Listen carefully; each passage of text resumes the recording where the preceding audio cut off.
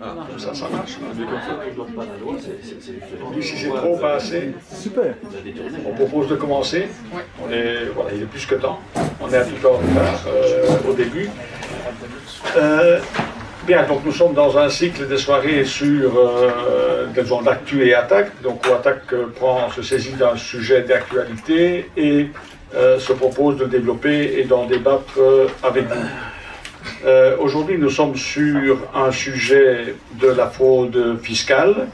Alors, il est doublement d'actualité, donc sur deux aspects. Le premier, c'est que tout le monde pense, chez vous, a entendu parler des offshore leaks, des fuites en ce qui concerne les comptes dans les paradis fiscaux, par centaines, voire davantage, y compris des comptes de sociétés ou de personnes belges. Donc c'est un très gros travail qui a été fait par notamment des équipes de journalistes sur une bonne année pour essayer de décortiquer et de tirer des informations hors de fuite, mais qu'il a fallu retravailler pour effectivement, je dirais, les rendre lisibles. Donc ce travail a été fait et a été publié dans la presse, et donc a fait l'objet d'une actualité qui est certainement bienvenue étant donné l'importance du phénomène. Une autre raison pour laquelle le sujet est dans l'actualité, en ce qui concerne l'IEV en particulier, on va y venir, et attaque, c'est que l'IEV, l'Institut Emile van der Velde, qui est un peu le bureau d'études, le think tank du Parti socialiste, a lancé une initiative qui s'appelle Citoyens engagés, et où on peut trouver tous les détails sur le site www.citoyens engagés au pluriel, en un mot, .be. Et cela consiste à aborder toute une série de sujets sociétaux, mais dans un sens très large. Ça touche à la finance, ça touche aux questions sociales, ça touche aux questions économiques et aussi aux questions fiscales et toute une série de thèmes, beaucoup de thèmes, une dizaine de thèmes je pense, qui regroupent une centaine de sujets. L'IEV a fait pour lancer des débats un appel à une série d'organisations ou de personnalités économiques et autres, de manière à, disons, préparer pour chacun de ces thèmes, une centaine de thèmes, donc un document qui servirait de lancement au débat. Donc il ne s'agit pas ici de position de l'IEV ou du PS, loin de là, mais de documents qui ont été préparés de manière assez large par la société civile et qui serviront à alimenter des débats au sein de l'organisation du Parti socialiste, voire au-delà. Et en faisant cela, l'IEV s'est adressé à attaque soit directement, soit indirectement. Une fois directement pour faire une contribution sur les banques publiques, ce n'est pas l'objet de la soirée, mais elle se trouve sur le site de l'IEV. Et une autre fois indirectement, en s'adressant au réseau pour la justice fiscale dans lequel Attaque est actif pour préparer un document donc de débat à débattre sur la question de la fraude fiscale. Et l'objet de la soirée est de vous présenter le document en question et ensuite d'en débattre d'abord avec des représentants du PS, dont M. Lawège, qui est le spécialiste sur toutes les matières fiscales pour le PS, et puis naturellement ensuite d'en débattre avec vous, parce que nous pensons que c'est un sujet important.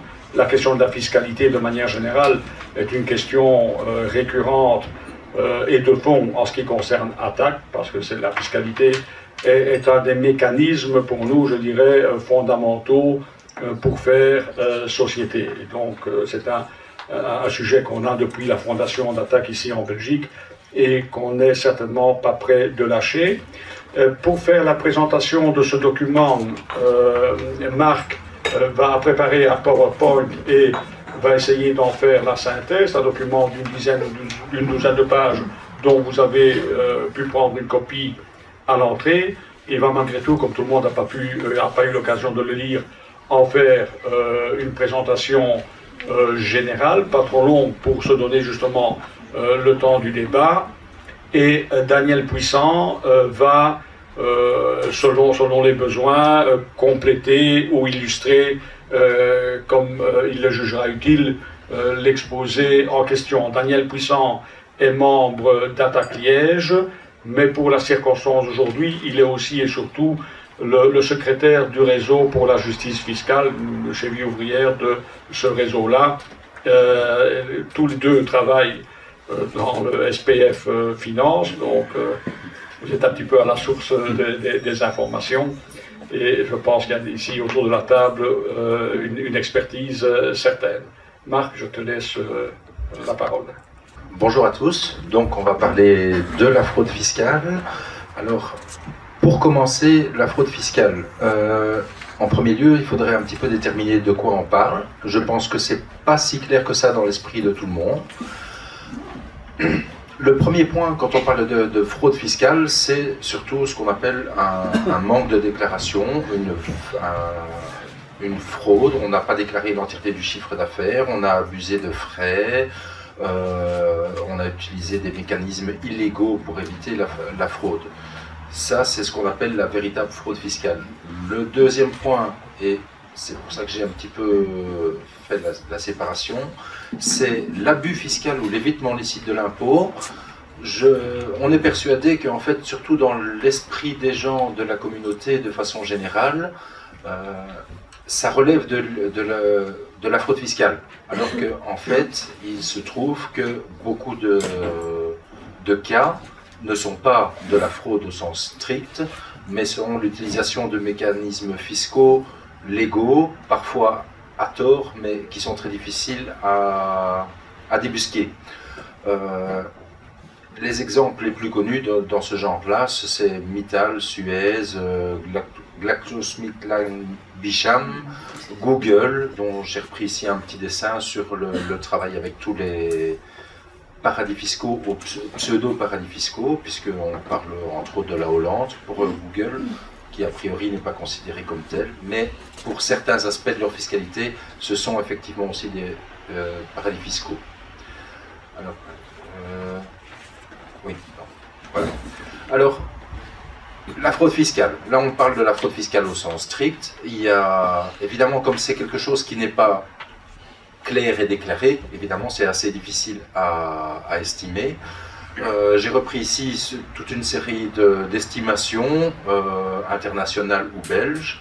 Donc, de ces estimations, on peut estimer que plus ou moins entre 60 et 70 milliards pour la Belgique serait de la fraude fiscale, de chiffre d'affaires, ce qui donnerait un manque à gagner fiscal pour l'État belge entre 25 et 33 milliards d'euros.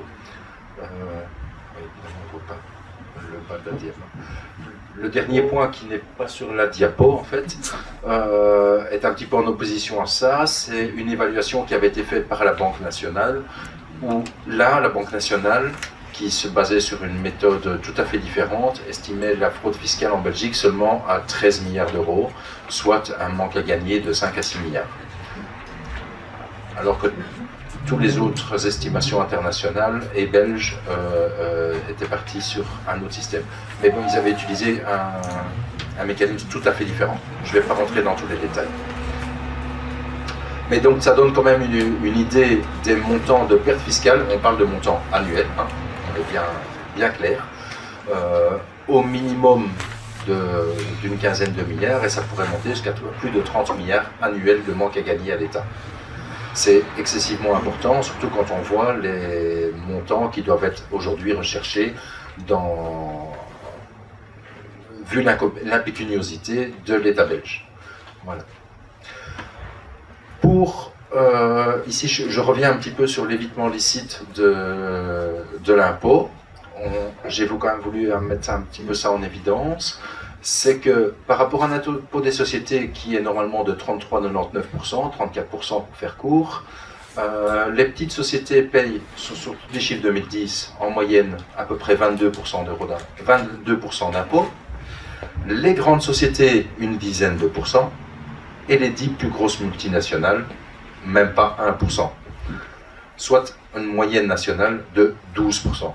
On se rend compte donc qu'il y a un vrai problème dans notre système fiscal, un problème légal en fait, qui fait que au plus on a des moyens, au plus on peut échapper à l'impôt. Mais ceci sort un peu du cadre de la fraude fiscale.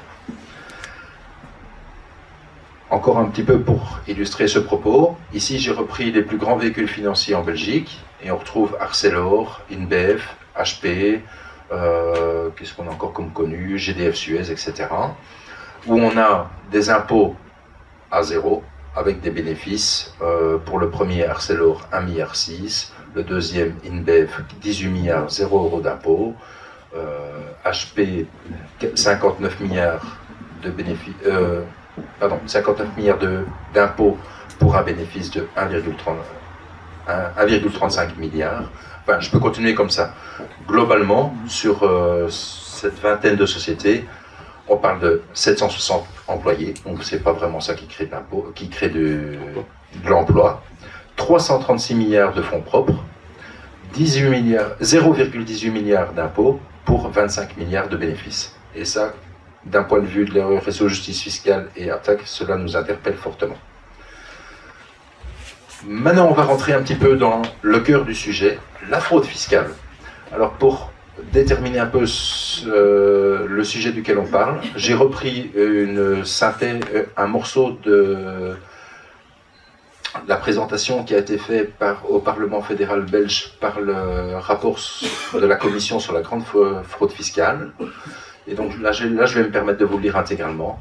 La fraude fiscale, vu son ampleur, constitue à terme une véritable menace pour le fonctionnement de l'État social et de l'État-providence moderne.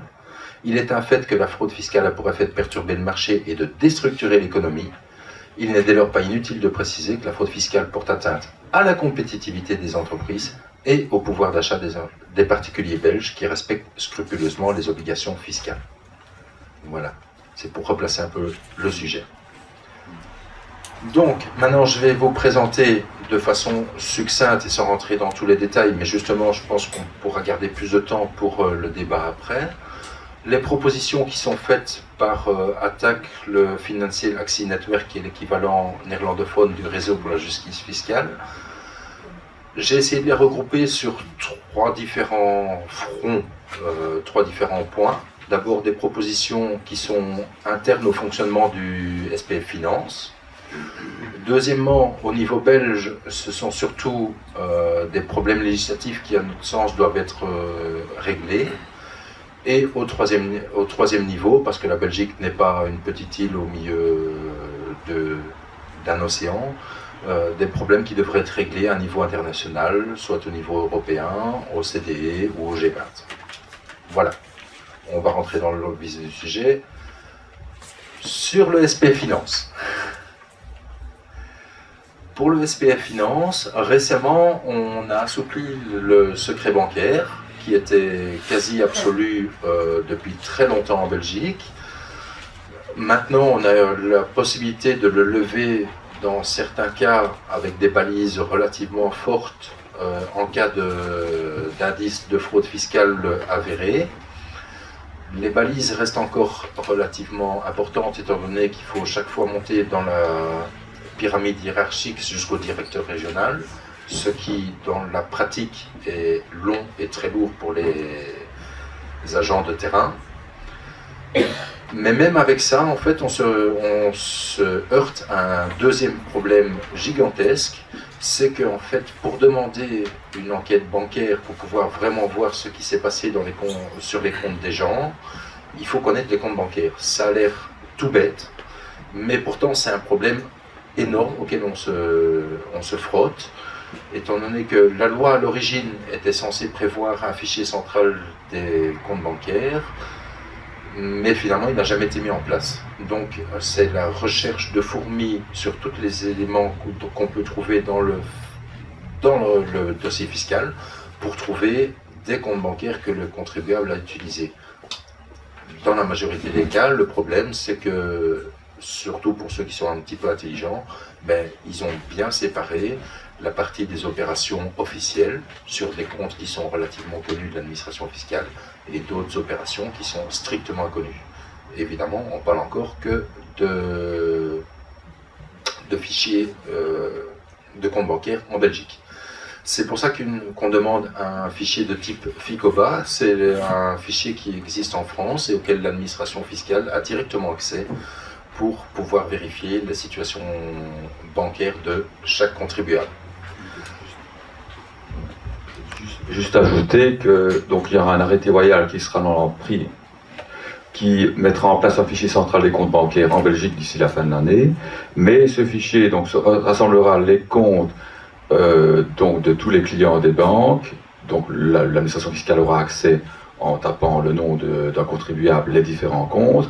Mais évidemment, le problème principal, c'est que les personnes qui passent par un mandataire pour faire leurs opérations, donc celui qui utilise un prête-nom, et donc qui mandate quelqu'un pour faire ses opérations à son nom, il échappera évidemment à cette recherche d'informations. Donc c'est ça évidemment un des principaux biais du système tel qu'il a été mis en place.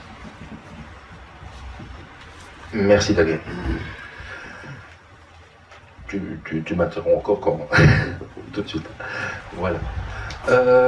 Le deuxième point, on va prêcher un peu pour notre chapelle, c'est au point de vue du personnel de SP Finance. On est en diminution de façon drastique du nombre du personnel. On a perdu 4000 personnes, plus de 4000 personnes depuis 2006, et on prévoit dans les années à venir entre 1500 et 2000 agents de perte annuelle. On comprend tout à fait la volonté de faire des économies par le gouvernement central. Néanmoins, le SP Finance, c'est quand même par là que rentre la majorité des revenus de l'État. Et la situation actuelle nous porte à tirer déjà la sonnette d'alarme, parce qu'il y a des endroits où on ne sait plus travailler. Il y a des contrôles où il reste 1, 2 personnes, voire 0. Dernièrement, un petit peu avant les fêtes de fin d'année, il y a 2 recettes des contributions de Bruxelles qui ont été fusionnées, même pas pour faire une économie de personnel, simplement dans un des 2 bureaux, il restait 0 personne. Voilà. Et ceux qui restaient dans l'autre côté, ils ont dû assumer le boulot pour les 2 recettes. Et on estime que c'est vraiment, on en est déjà à un point critique et ça ne va pas s'améliorer avec le futur.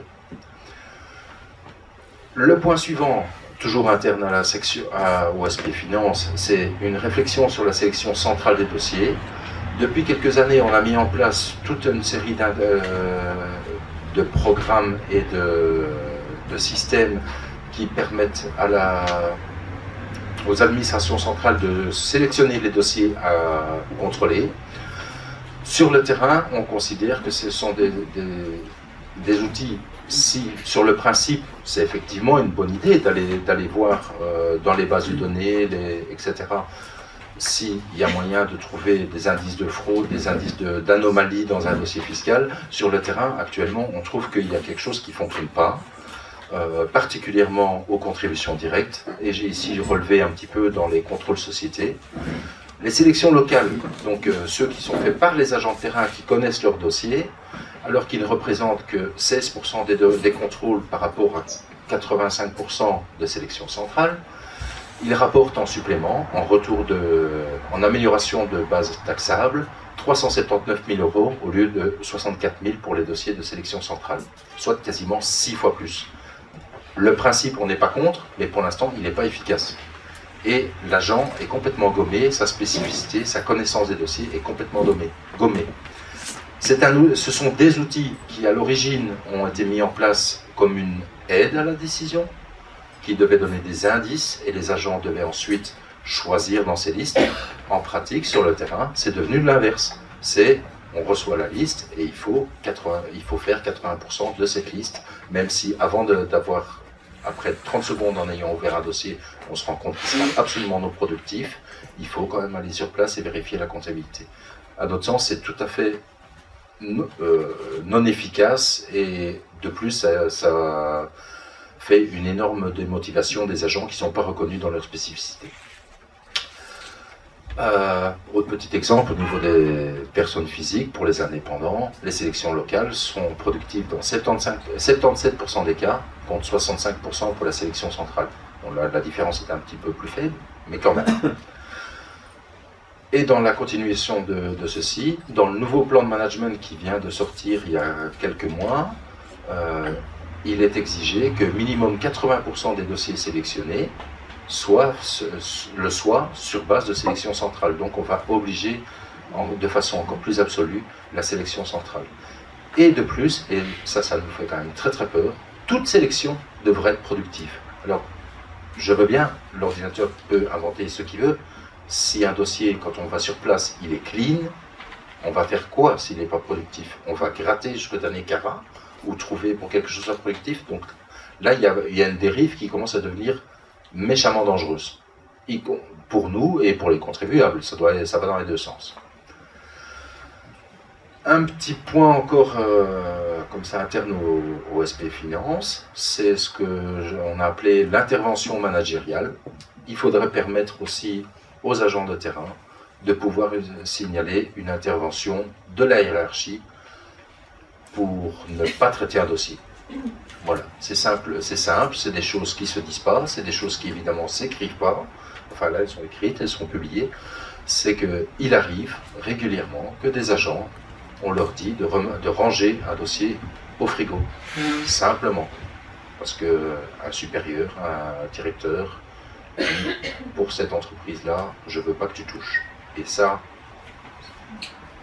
casse les agents et c'est absolument scandaleux. Voilà. Mais on n'a aucune possibilité, sauf à se vérifier définitivement, professionnellement, pour se battre contre.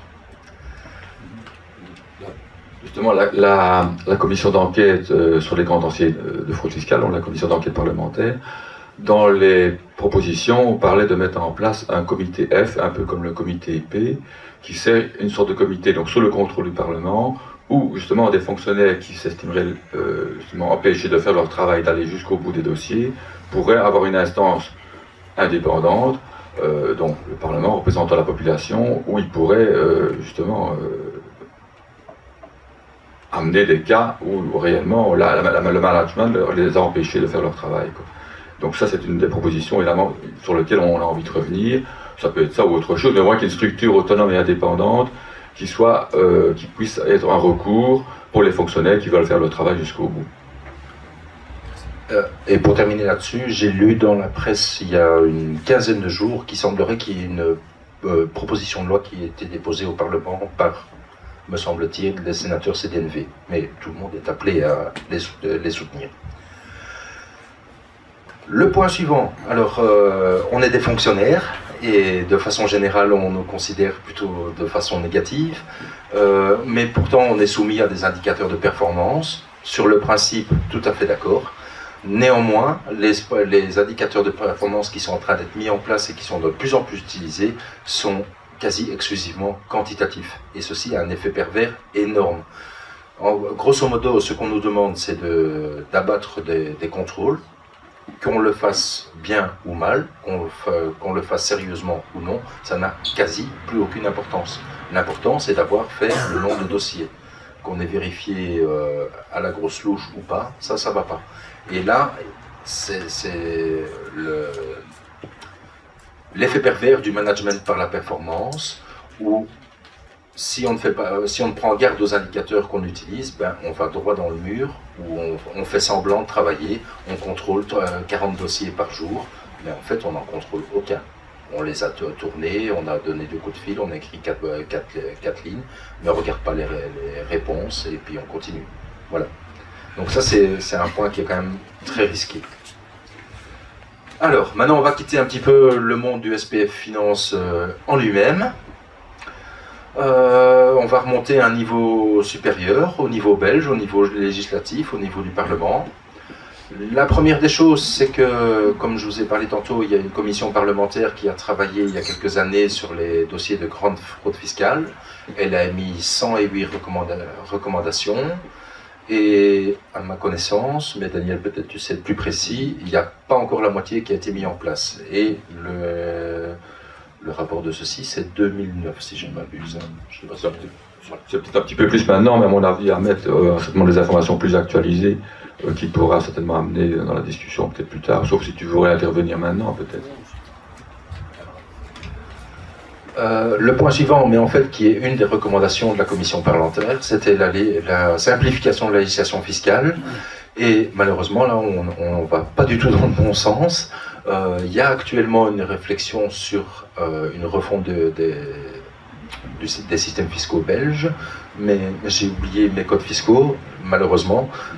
En 2005, il faisait à peu près 7 ou 8 cm. Maintenant, on n'est pas loin de 12 cm, en fait, pour le code sur les impôts et les revenus. Donc, ça démontre, même, on n'est pas censé tout connaître par cœur, mais enfin, nous, finance quand même un petit peu, ça démontre quand même une inflation législative et des couches et des couches de la ZAN qui se rajoutent, qui rend le travail fiscal en tant que fiscaliste très difficile, mais pour le citoyen et pour le contribuable également très difficile de s'y retrouver dans cette inflation législative. Des lois qui changent parfois plusieurs fois par année, ça devient très difficile à suivre.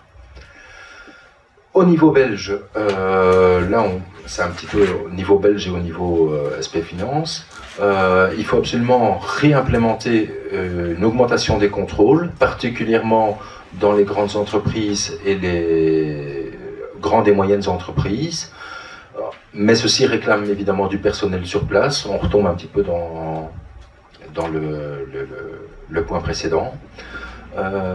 Actuellement et dernièrement, sous le dernier ministre des Finances, enfin l'avant-dernier en fait, il y a eu une augmentation des contrôles, mais principalement portée sur les salariés. C'est très bien, il faut qu'ils soient contrôlés aussi, mais c'est pas là qu'on va récupérer des grandes choses, quoi. Quelqu'un qui se trompe dans des frais de garde d'enfants, ça doit être mis au point, il faut mettre les choses en ordre, mais c'est pas là qu'on va récupérer des énormes montants. Voilà. Le point suivant, là on passe entre la Belgique et directement les niveaux internationaux, c'est mettre en place en Belgique, mais ça se fera qu'avec au moins l'Union européenne, des échanges... ah non, pardon, voilà. Alors c'est les banques qui sont actives en Belgique qui devraient communiquer au ministère des Finances tous les échanges qui se font avec les paradis fiscaux, que ce soit avec des institutions financières qui sont dans les paradis fiscaux ou alors avec des personnes qui sont domiciliées dans les paradis fiscaux par des banques belges. C'est un des mécanismes principaux d'évasion fiscale dans le monde entier et c'est le genre d'information qu'il est quasi impossible d'obtenir, sauf par une enquête en banque dont je vous ai dit tantôt que c'était assez difficile à mettre en œuvre. Le point suivant sur lequel on est assez pointu, c'est qu'on demande que toutes les plus-values soient taxées à l'impôt des sociétés, particulièrement les sociétés. Pourquoi particulièrement les sociétés? C'est qu'en fait, on considère une société est là pour faire des bénéfices. Qu'elle vende une boîte de petits pois, qu'elle vende ou elle achète une action, sa tâche première, c'est de faire un bénéfice. L'impôt sur les sociétés est basé sur ces bénéfices. Il y a, à notre vue, aucune raison que les plus-values que les sociétés fassent ne soient pas taxées à l'impôt des sociétés, comme tous les autres revenus qu'elles génèrent. Et d'un point de vue international, parce que c'est une critique qui est souvent faite, mais oui, mais on va se mettre tout à fait hors marché en Belgique, etc. En 2011, on peut voir qu'il y a grosso modo 7-8 pays en Europe qui ne taxent pas, et toute une autre série de pays qui taxent les plus-values à l'impôt des sociétés de façon même beaucoup plus, parfois même plus importante que l'impôt des sociétés de façon générale. Le deuxième point, c'est taxer plus justement les entreprises. Tantôt, je vous ai montré un petit peu les différences de taux de taxation entre une petite entreprise, une moyenne entreprise, une grande entreprise et une multinationale. Donc on trouve qu'il faut remettre à plat l'ingénierie fiscale pour les sociétés, de façon à ce qu'elles soient taxées un petit peu plus correctement l'une par rapport aux autres. Voilà, ici j'ai pris un petit exemple assez emblématique. C'est le système que Electrabel avait mis en place il y a quelques années pour éviter toute taxation en Belgique.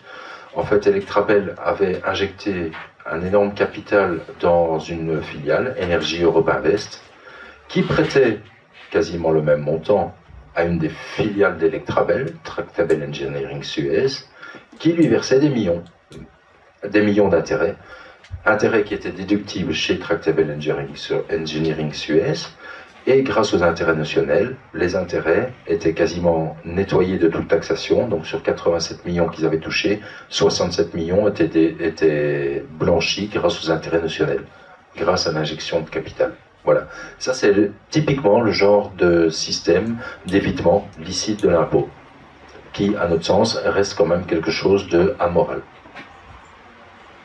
Tu me rappelles ce que c'est les intérêts nationaux? Alors, Oups, là, je suis parti dans tous les sens. Donc, les intérêts notionnels, de façon très schématique, en fait, c'est... Alors, à l'origine, un intérêt notionnel, c'est un intérêt fictif qui est comptabilisé comme si on le payait à une banque par rapport aux fonds propres de l'entreprise. Le principe de base étant que si une entreprise doit emprunter des capitaux à une banque, elle peut déduire les intérêts qu'elle paye à la banque. Et donc, à partir du moment où elle fait un effort de garder son capital en interne, il faut le rendre plus ou moins fiscalement équivalent à un prêt à une banque. Voilà. Et donc, on calcule fictivement un intérêt qui est déductible de l'impôt, en fait. Voilà. Je ne sais pas si j'ai été suffisamment clair. Mais explique peut-être comment les entreprises jouent de ça aussi. Alors, voilà le mécanisme typique, c'est qu'en fait, on augmente de façon plus ou moins fictive le capital de l'entreprise ou d'une société holding en Belgique. On met un montant gigantesque de capital qui lui permet de générer des intérêts notionnels de façon très importante. On fait remonter des bénéfices de l'une ou l'autre filiale qui sont à ce moment-là exonérés d'impôts, étant donné que la société peut déduire des intérêts notionnels de l'impôt qu'elle aurait dû payer sur les bénéfices. Un autre exemple dans le même genre, c'est ArcelorMittal qui pendant des années a payé 0 € d'impôts parce qu'elle avait rapatrié en Belgique des dizaines de milliards d'euros de fonds propres. Et donc ça générait, comme il n'y a strictement aucune exigence de travail, d'emploi ou de choses comme ça, il suffit d'avoir des gros capitaux pour générer des intérêts notionnels. Voilà. Et d'ailleurs, maintenant que le régime des intérêts notionnels a été un petit peu diminué ces 2 dernières années, ici, il y a quelques mois, ArcelorMittal a fait sortir 23 milliards d'euros de la Belgique. Mais ce qui n'a rien changé au travail, malheureusement pour Arcelor, il y aura bientôt plus de travail non plus, mais ça n'a rien changé par rapport à il y a 10 ans. Il y avait une usine, on a rapatrié des capitaux, on a utilisé les intérêts notionnels, c'est moins intéressant, on ressort les capitaux, l'usine est encore là pour quelques temps malheureusement, mais c'est pas ça qui sauvera l'usine. Voilà. Évidemment, ces capitaux qui sont rapatriés en Belgique, ils sont énormes, mais ces capitaux ne seront pas taxés, en tout cas les bénéfices ne seront pas taxés à l'étranger, donc le perdant, évidemment, ce sont les États étrangers. Et le problème, c'est pas la Belgique qui est mauvaise par rapport à d'autres, le problème c'est la concurrence mondiale au niveau fiscal. Chaque pays se fait concurrence l'un par rapport à l'autre, et si la branche sur laquelle il est assis, évidemment chaque pays en diminuant sa base taxable est en train d'aller à une course vraiment vers le mur, quoi. Et donc c'est un de nos combats, mais sur le plan européen également, c'est arriver à non plus à une concurrence, mais à une coopération fiscale sur le plan européen. Bon, avant d'arriver au niveau mondial, nous n'arrivons pas, mais au moins déjà au niveau européen, et sur la base de l'impôt des sociétés, arriver par exemple à un taux minimum de l'impôt des sociétés partout, et une base taxable qui serait plus ou moins donc la même partout. Voilà. On avance un petit peu. Voilà. Donc, pour continuer un petit peu au niveau belge, dans la législation fiscale, actuellement, il y a normalement certains articles qui font référence à des systèmes fiscaux constitutifs de prêts fiscaux ou ce qu'on appelle des régimes exorbitants.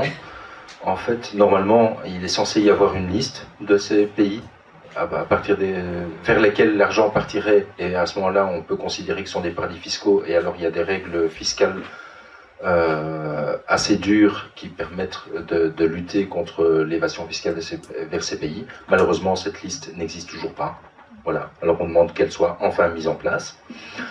Par rapport à la lutte contre les paradis fiscaux, on a vu un petit peu avec Offshore Leaks ce qu'il en était, les montants gigantesques qui sont sont stockés dans ces paradis fiscaux, qui ne créent aucun emploi ou quasiment pas dans ces pays-là, mais qui ont surtout pour effet de détruire les bases fiscales et de détruire les systèmes fiscaux des pays européens et quasiment de tous les autres pays qui ne sont pas paradis fiscaux en fait.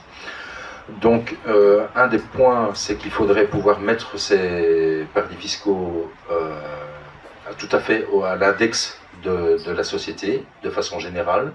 Un des points les plus directs, en fait, c'est d'ordonner aux sociétés financières qui opèrent en Belgique de fermer leurs filiales dans ces paradis fiscaux. À titre d'exemple, BNP Paribas en détient plus de 300. On est quand même le premier actionnaire de BNP Paribas. Pardon ? 300 filiales dans des paradis fiscaux. Voilà. Donc on n'est pas sur rien du tout. Belfius, j'ai pas mis BNP comme logo. Belfius, jusqu'à il n'y a pas longtemps, et à ma connaissance, elle est en voie de les clôturer, elle en détenait encore plusieurs dizaines. Mais en fait, toute institution financière dans le monde détient des filiales dans des paradis fiscaux. Remarque, il n'y a pas que les institutions financières, mais ça serait un bon début. Le point suivant, et là, la dia est mal centrée. Mais ça, je vais peut-être en revenir au niveau international. C'est qu'il faudrait engager, en fait, pour la justice, c'est pas tout à fait fiscal, mais au moins 40-45 substituts et juges d'instruction spécialisés en lutte contre la délinquance financière et fiscale. En effet, actuellement, les parquets financiers sont complètement débordés. Entre les dossiers qui leur sont transmis par le SP Finance, les dossiers qui sont transmis par la CETIF, comment ça s'appelle ? Cellule de traitement des informations. Voilà, la cellule de traitement des informations financières, donc qui doit travailler contre le blanchiment d'argent et qui a été fortement renforcée depuis les attentats américains. La très très grande majorité en fait de tous ces dossiers est classée sans suite simplement par manque de personnel. Voilà. Et donc finalement la criminalité en col blanc se retrouve quasiment impunie, sauf les quelques dossiers qu'on arrive à traiter d'un point de vue fiscal, mais toutes les infractions de blanchiment ne sont pas que fiscales, sont impunies par manque de personnel. Voilà. Le point suivant, c'est par rapport à l'échange d'informations fiscales entre les différents pays européens et mondiaux. Actuellement, la Belgique a toujours pris comme la position minimale que les demandes d'informations groupées aux pays tiers ne sont pas permises par les réglementations OCDE. Or, d'autres pays, dont l'Allemagne, la France et d'autres dont j'ai plus le nom en tête, font ce type de demande et obtiennent réponse, et la Belgique a toujours pris la position minimale. Ce qui n'est pas tout à fait étonnant, étant donné que pour la transmission des informations, la Belgique était très loin d'être à la pointe jusqu'à il y a encore 2 ans. Donc voilà, alors l'échange automatique d'informations, évidemment, on passe tout de suite au niveau multinational. C'est aussi quelque chose qui doit être mis en place au niveau de l'Union européenne, de l'OCDE, voire encore à une plus large échelle au niveau mondial. Il faudrait que cet échange soit strictement automatique et pas uniquement sur demande, quand on demande est-ce que monsieur un tel a dans tel pays un compte de tel type ou des revenus de tel type chez vous. Il faudrait que les échanges se fassent systématiquement dans tous les sens et pas uniquement sur l'épargne comme c'est actuellement le cas, mais sur tous les produits financiers, parce qu'évidemment dès qu'on met en place une législation, ce qui s'est passé en 2005 sur l'épargne, les banques et les institutions financières ont tout de suite pris la tangente et ont mis en place toute une série d'autres instruments de gestion financière qui permettaient de ne pas donner les informations. Donc ça doit être vraiment très très large. De même, on revient de nouveau aux paradis fiscaux, donc il faut absolument les mettre au banc de la communauté financière, et comme en Belgique, mais si ça se fait au niveau international, c'est évidemment beaucoup plus efficace, c'est donner un temps très limité à toutes les institutions financières pour clôturer toutes leurs opérations avec ce type d'institution. Le point suivant, et c'est actuellement en discussion au niveau de l'Union européenne, c'est surtout ça concerne surtout les multinationales. En fait, c'est de les obliger à tenir une comptabilité pays par pays qui permettrait, une fois qu'une multinationale a fait son bénéfice mondial, de pouvoir diviser sa base imposable, en fait, d'après l'intensité de travail, de chiffre d'affaires, d'investissement qu'elle fait dans les différents pays. Actuellement, surtout pour les grandes multinationales, on fait la majorité du chiffre d'affaires en Europe, aux États-Unis, etc. Et puis ensuite, par toute une série de mécanismes fiscaux, il y a encore 2 petits schémas après, on fait disparaître ces bénéfices dans des paradis fiscaux. Et il reste que des portions infimes qui vont au pays là où ils opèrent réellement. À titre d'exemple, j'ai comme ça en tête, Google au niveau mondial paye 2,4% d'impôts. C'est quand même pas grand-chose, comme sur son bénéfice. Hein. Voilà, ici c'est 2 petits schémas. En fait, on a une firme qui est assez bien connue en Belgique, c'est GSK, et grâce à un nouveau système qui n'est pas les internationaux, qui est en fait l'exonération de bénéfices sur revenu brevet qui a été mis en place en 2006 en Belgique, taillé sur mesure pour cette entreprise-là, ils ont mis en place tout un système qui fait qu'ils font remonter de tout le groupe des bénéfices en Belgique.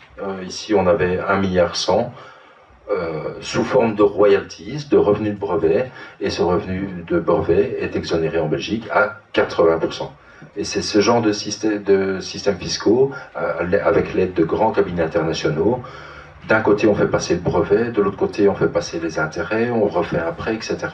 Et ces groupes internationaux, au final, gagnent sur tous les tableaux. Et on ne peut même pas dire qu'il y a quelqu'un qui y gagne, en fait. C'est que la course au moins-disant fiscal que chacun fait, comme ça, dans toute l'Europe, fait que on arrive à tirer un tout petit peu de capitaux chez soi, un petit peu de bénéfices chez soi, mais finalement, globalement, si on regarde l'ensemble des pays européens, on est tous perdants. Voilà. J'ai pris un autre exemple, il est encore plus international, c'est le commerce de la banane.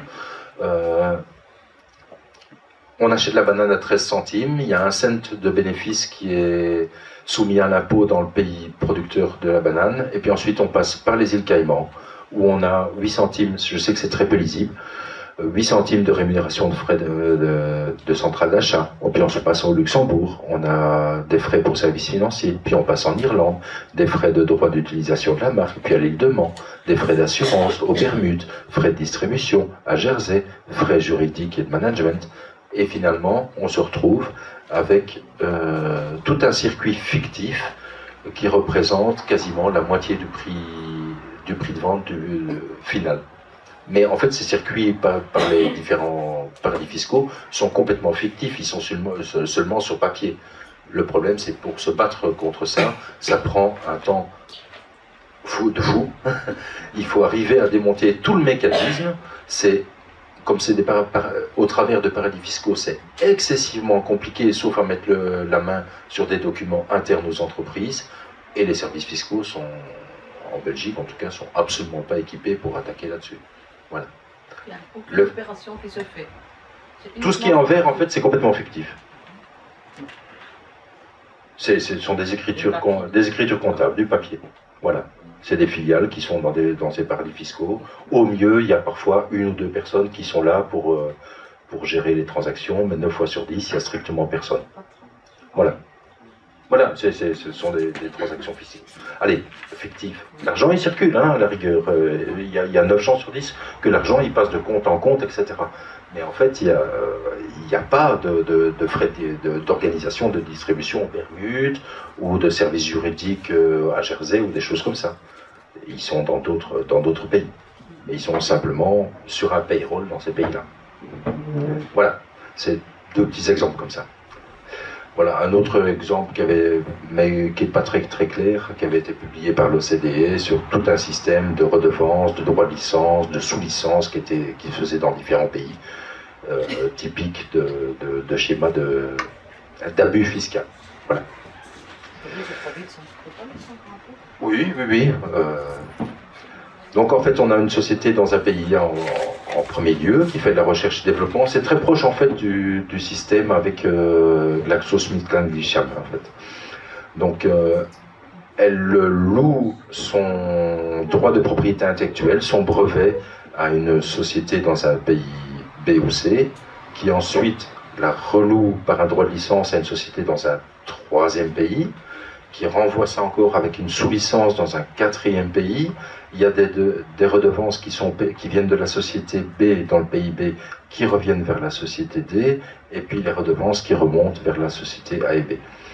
Avec chaque fois dans des pays qui ont chaque fois des fiscalités particulières pour chaque type de revenu en fait. Et alors on localise comme ça dans différents pays européens ou internationaux ou paradis fiscaux tel type de prestations sur papier en tout cas pour que soit logé le bénéfice dans ce pays-là où il est quasi exonéré d'impôts. Voilà. Ben voilà, je suis arrivé à la fin, c'est déjà pas mal. Je vais laisser le petit mot de la fin à... Ben oui, pour continuer ce que tu viens de dire pour le moment, les multinationales font leur marché au niveau mondial pour aller dans les pays où c'est plus intéressant pour eux, c'est-à-dire où les droits sociaux sont les plus bas, donc au niveau salaire on va vers le pays où le coût social est le plus bas et où la protection sociale est la plus basse. Même chose au niveau environnemental, même chose sur le plan fiscal. Et donc, les pays se font concurrence, on pourrait dire, mais c'est surtout les multinationales qui mettent les pays en concurrence. Et comme chaque pays essaie d'avoir de l'emploi chez lui et une activité économique, on court après ces grands pourvoyeurs d'emploi que sont les multinationales, mais qui profitent évidemment de la concurrence entre États, où nous ne sommes plus, les démocraties finalement sont les otages d'un système qu'on ne maîtrise absolument plus. Et la fiscalité n'est qu'un des exemples, évidemment, de cette concurrence mondiale folle où on se trouve. Sinon, pour le reste, j'ai trouvé que l'exposé était complet, donc je crois que maintenant, il y a peut-être une question là. Oui. Si je peux me permettre de compléter ou de nuancer certaines choses que Marc et Daniel ont dit. D'abord, je pense qu'il existe une liste des paradis fiscaux vraiment purs et durs, dans le Code des impôts sur les revenus, mais peut-être pas par contre la liste des pays qui ferait bénéficier d'un régime exorbitant de droit commun. Mais je te l'envoie, je charge demain et je te l'envoie. Sur la sélection centralisée, je trouve que c'est un petit peu contradictoire de dire qu'il y a des interventions dans les dossiers et qu'on ne lutte pas assez contre. La sélection centralisée, c'est en partie une solution pour ça. C'est effectivement à partir du moment où un dossier est sélectionné au niveau central, ce genre d'intervention n'est plus possible, j'espère. Mais je suis d'accord qu'il y a vraiment à boire et à manger dans la sélection centralisée.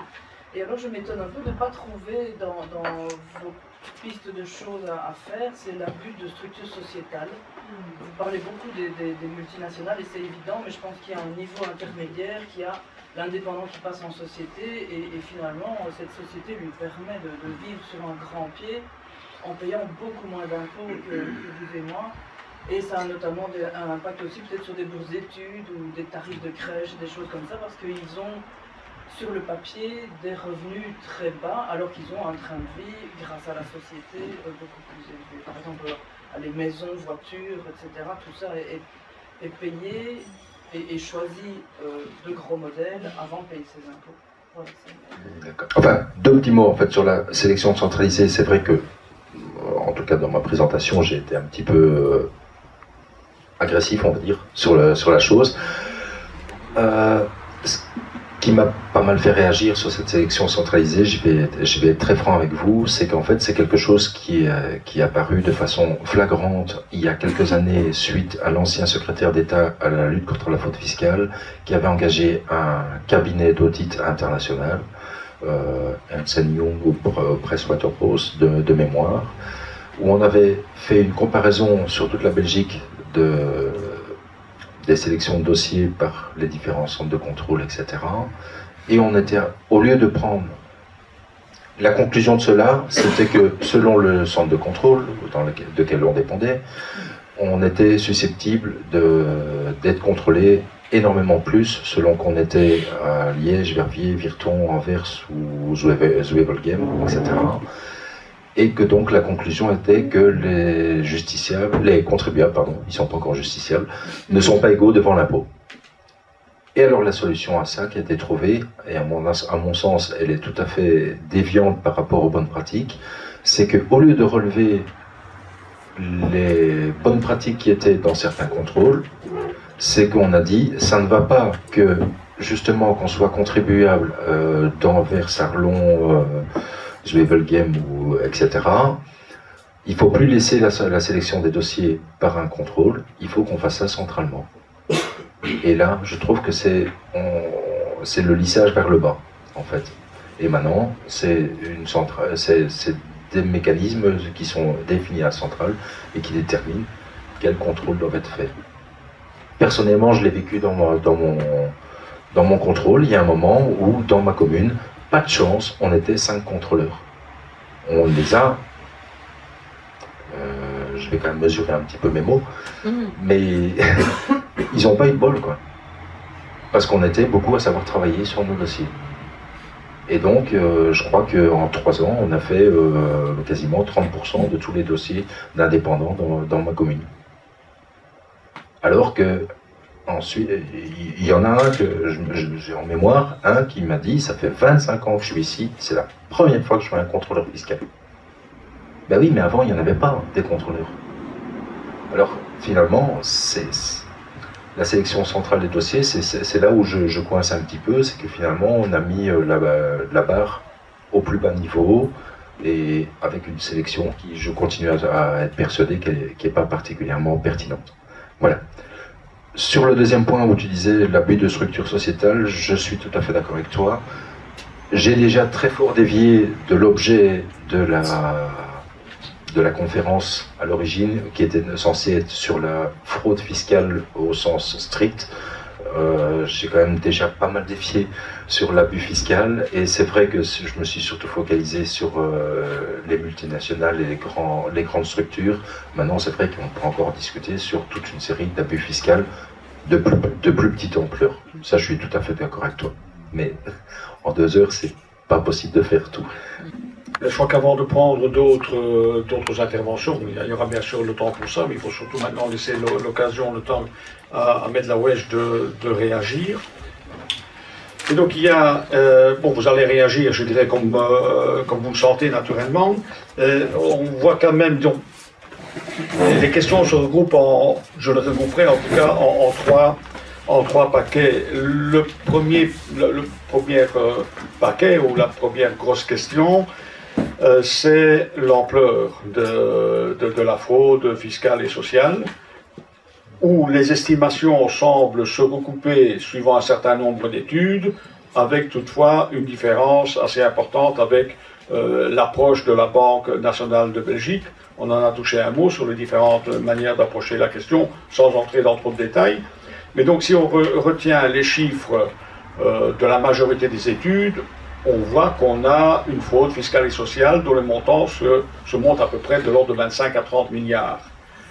Dont, et ça on le voyait par ailleurs notamment dans le document qui vous a été transmis, on peut raisonnablement penser, d'après le document, qu'on pourrait à moyen terme, récupérer en tout cas une dizaine de milliards dans les 25 à 30. Donc la première question, est-ce que vous reconnaissez ces chiffres? Est-ce que c'est les chiffres que vous avez vous-même en tête? La deuxième question, c'est toute une série de remarques assez acerbes, assez pointues sur le fonctionnement de l'administration fiscale. Et alors la présentation interpelle. Je voudrais connaître votre positionnement par rapport à cette question qui est dans l'exposé, me semble-t-il, central.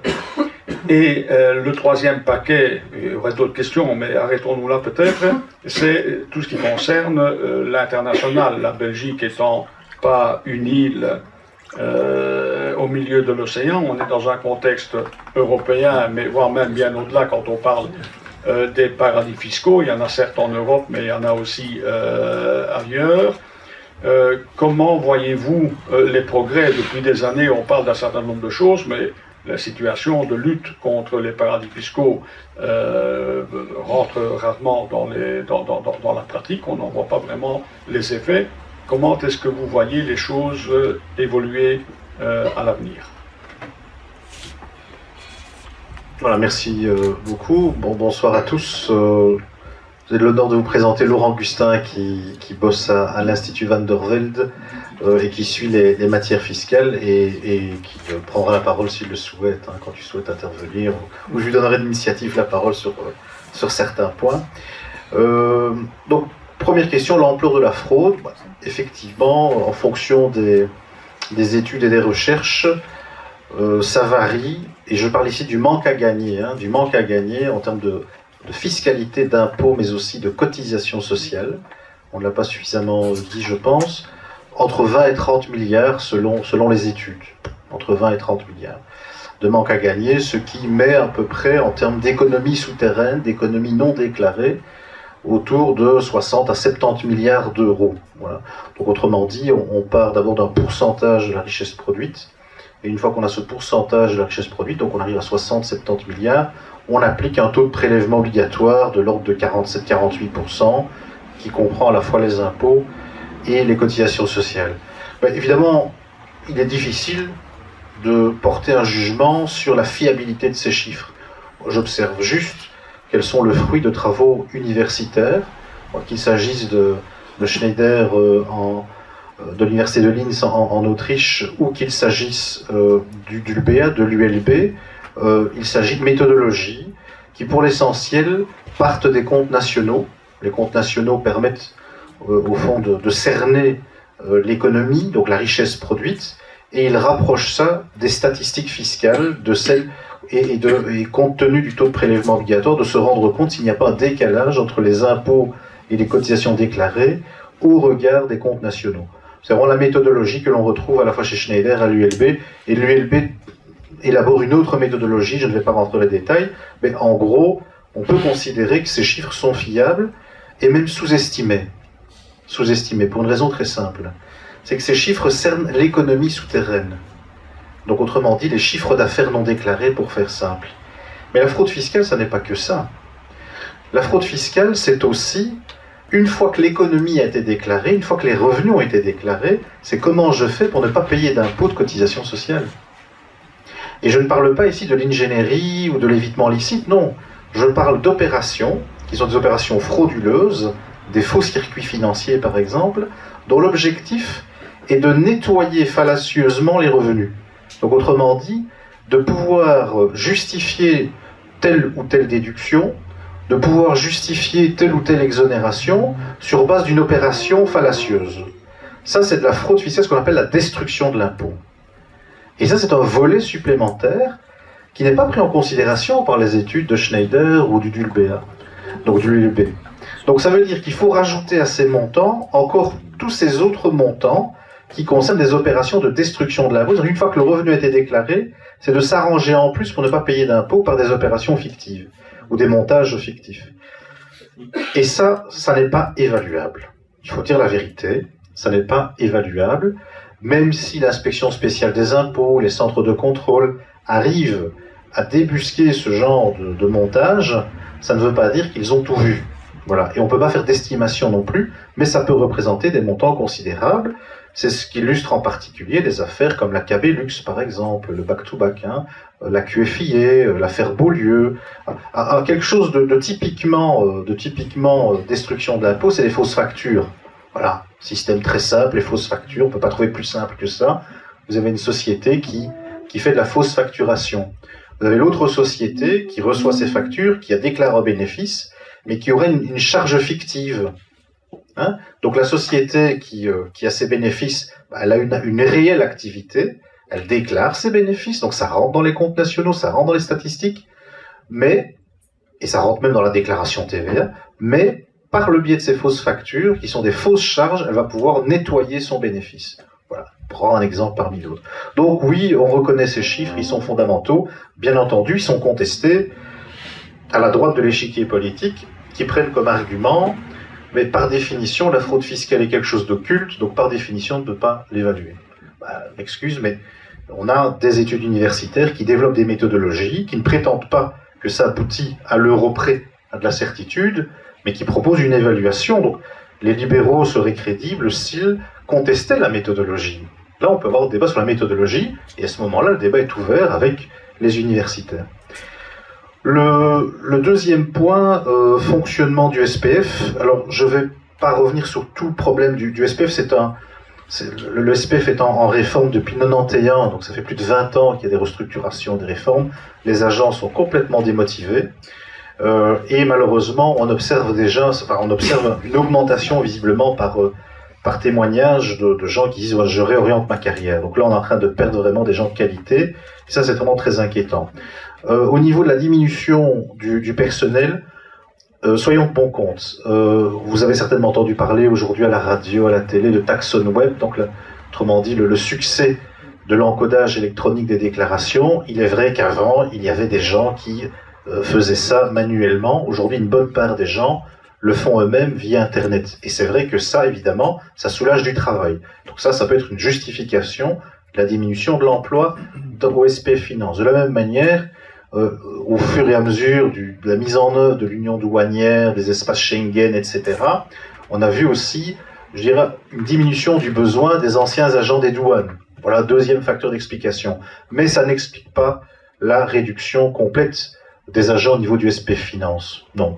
Le SPF Finance, pour des raisons strictement budgétaires, a aussi connu des économies en termes de personnel qui sont évidemment tout à fait inadmissibles.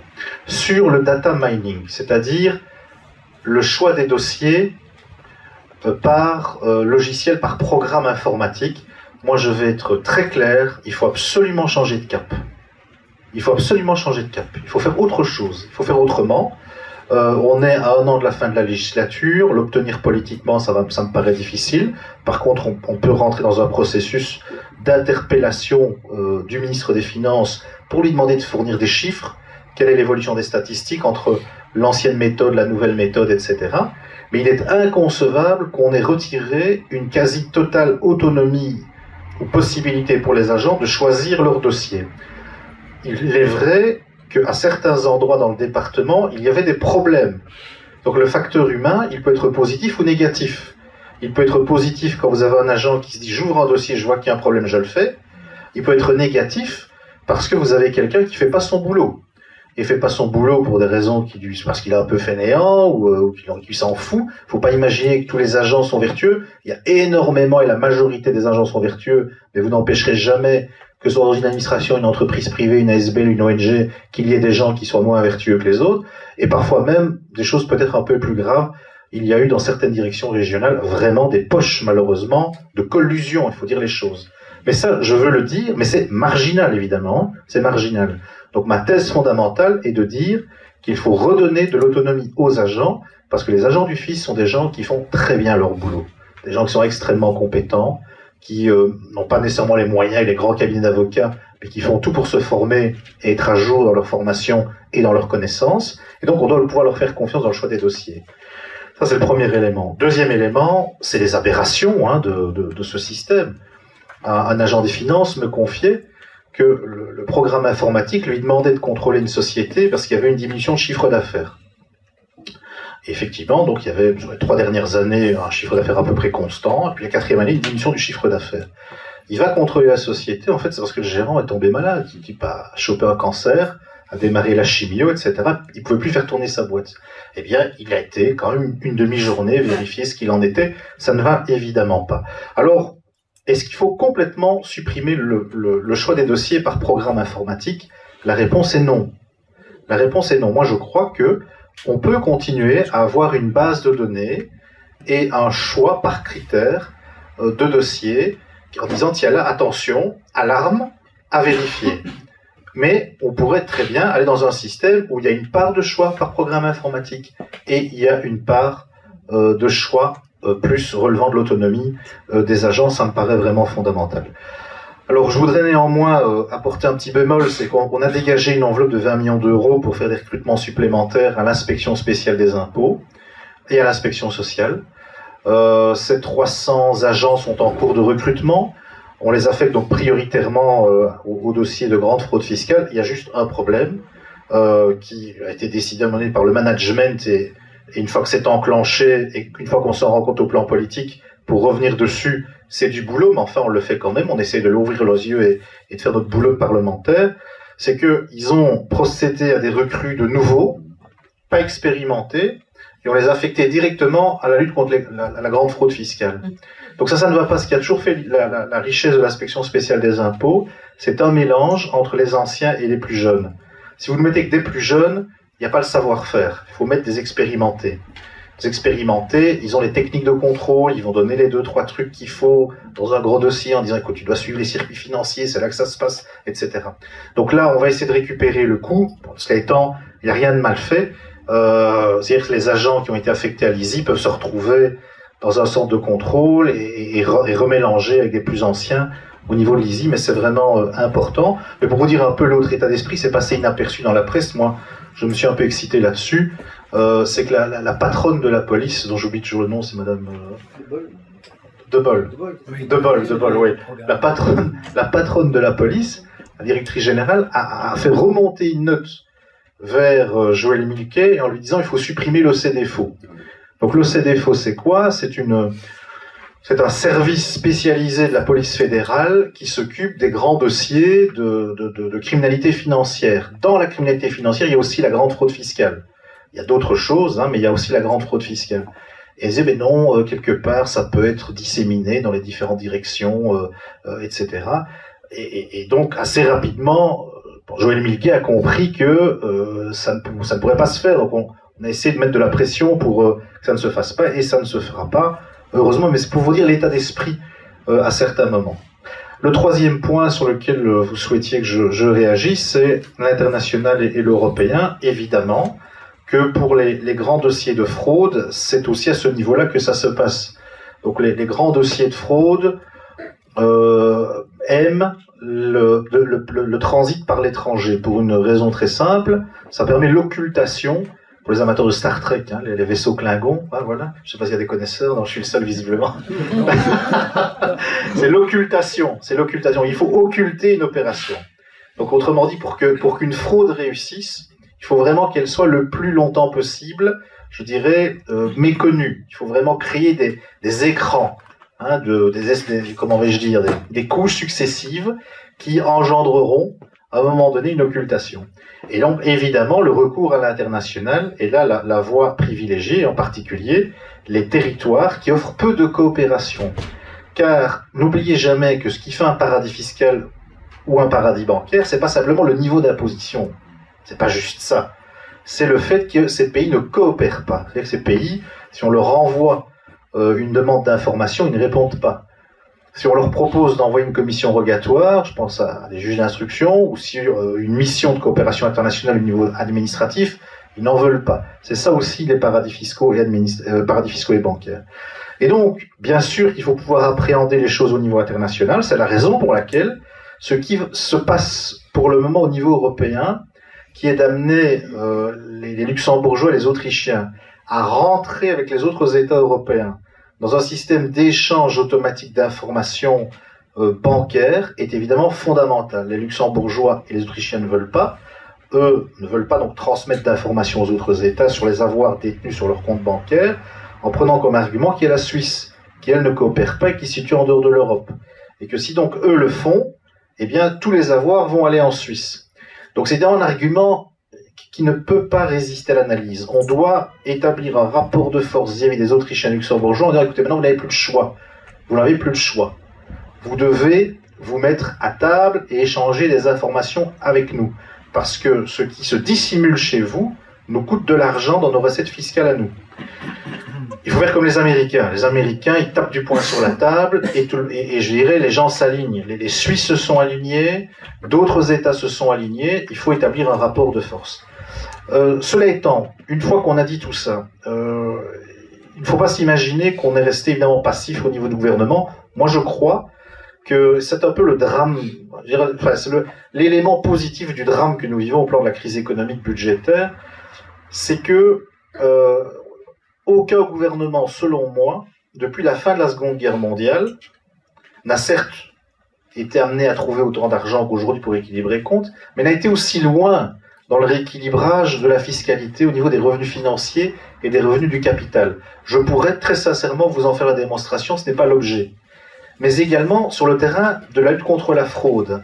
Après des décennies, il y a les archives à l'IEV, des décennies de combats des progressistes, organisations syndicales, associations politiques en Belgique, on a enfin un dispositif qui permet la levée du secret bancaire. Donc pas le truc difficile qui a été exposé, qui est l'ancienne législation, mais vous avez évoqué les évolutions dans votre exposé. Non, aujourd'hui, dès le moment où on établit des indices de fraude, pas des preuves de fraude, des indices de fraude, on peut aller en banque. On peut aller faire l'enquête en banque. Donc contrairement à l'image qui a été utilisée par quelqu'un d'un autre parti politique de dire, mais c'est comme pour un policier, de faire la preuve que quelqu'un est sous pour lui faire souffler dans le ballon. Totalement faux cette image. Si on reste dans cette métaphore, c'est de dire, tiens, vous sentez l'alcool, ok, je vous fais souffler dans le ballon. Eh bien, à partir du moment où on établit des indices, par exemple, à un certain moment, on voit des transactions par un compte bancaire qui n'est pas le compte bancaire de la société qu'on contrôle. C'est un indice. Par exemple, si on reçoit une information, à un moment donné, là c'est le traitement des informations financières, c'est-à-dire, tiens, ce monsieur, il a pas mal d'opérations sur tel compte en banque et qui n'apparaît nulle part. C'est un indice. Et puis on va en banque, et là on prouve si oui ou non il y a fraude fiscale. Deuxième élément, donc ça c'est acquis. Ça c'est acquis, et l'inspection spéciale des impôts a fait usage à 135 reprises de cette possibilité. Vous allez me dire c'est peu, ben, en fait l'ISI fait 1000 dossiers par an, donc c'est un dossier sur 10, c'est plutôt pas mal. Le deuxième point, c'est le fichier central. Là le fichier central il est toujours en débat politique. Donc le fichier central, c'est de demander aux banques de fournir toute une série d'informations sur leurs clients en termes de comptes bancaires et de contrats associés. Il reste une difficulté, il faut dire les choses, il reste une difficulté, c'est que la Banque nationale se dit « mais ça c'est pas mon job, moi je suis pas là pour faire l'administration fiscale ». Et donc elle a dû aller demander à la Banque centrale européenne l'autorisation de le faire. Visiblement la Banque centrale lui a dit ben, « c'est effectivement pas votre job d'être une administration fiscale, mais puisqu'il y a une loi dans votre pays qui vous demande de le faire, vous devez le faire ». Donc résultat des courses, là où on en est pour le moment, c'est la définition du périmètre des informations à transmettre, parce qu'on parle ici de plusieurs dizaines de millions d'informations. C'est un fichier de plusieurs dizaines de millions. Attention, ce fichier n'est pas à la disposition de n'importe quel agent des contributions. Moi, comme progressiste, je n'en voudrais pas d'ailleurs. Je n'en voudrais pas, parce qu'il y a sur nos comptes bancaires, à nous tous, toute une série d'informations. Moi, hier, j'ai commandé, par exemple, en payant par banque, par Internet, un bouquin qui va peut-être être considéré comme étant subversif par d'autres. C'est un bouquin d'extrême gauche. Mais je m'intéressais à ce bouquin en me disant, tiens, hein, mais imaginez que demain, vous militez chez Attac. Et certains, peut-être chez vous, en raison de leur fonction, peut-être travaillent dans une banque, que ça, n'ont peut-être pas envie que ça se sache sur la place publique. Et imaginez un jour, vous payez par virement votre cotisation à Attac. Il y a une information quelque part, vous payez une cotisation chez Attac sur votre compte bancaire. Tout ne doit pas être dévoilé pour... c'est pas Big Brother. C'est important, vraiment.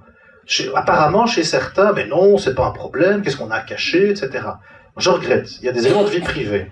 Donc, ce fichier ne peut évidemment être accessible par les agents du fisc que s'il y a des indices de fraude qui ne sont pas des preuves, je le répète. Ça me paraît vraiment important. Moi, je tiens à ce principe. Donc ça c'est en cours, et en principe on devrait voter là-dessus, et il devrait y avoir un arrêté d'exécution qui devrait être adopté au mois de septembre.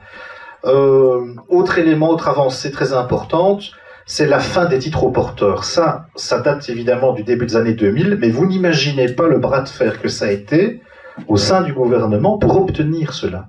Et tous ceux qui luttent contre la fraude fiscale, en particulier en matière de droit de succession, savent que la disparition des titres aux porteurs et le remplacement par des comptes titres qui demain feront l'objet de ce périmètre de connaissances pour le secret bancaire, c'est vraiment quelque chose de très important et de fondamental. On a aussi, pour lutter contre les montages de type Electrabel que vous avez vus, etc., on a aussi introduit une disposition anti-abus fiscal. Donc on n'est pas dans la fraude, ce sont des gens qui font des opérations compliquées, mais qui ne poursuivent qu'un but fiscal. Donc ce qu'ils font n'est pas interdit, c'est des vraies opérations, c'est pas interdit par la loi, mais ils le font à des buts purement fiscaux. Eh bien, on pourra leur demander de justifier qu'il y a une raison économique à leur opération. Et s'ils ne le font pas, on pourra considérer que cette opération n'est pas opposable. Je sais que beaucoup d'agents de l'administration fiscale se disent « oh là là, c'est compliqué, etc. » Ce que je leur dis, c'est « mettez le texte à l'épreuve. » Mettez le texte à l'épreuve. et essayez, voyez. Et si on se rend compte que ça ne va pas, on peut revenir à la charge pour l'assouplir.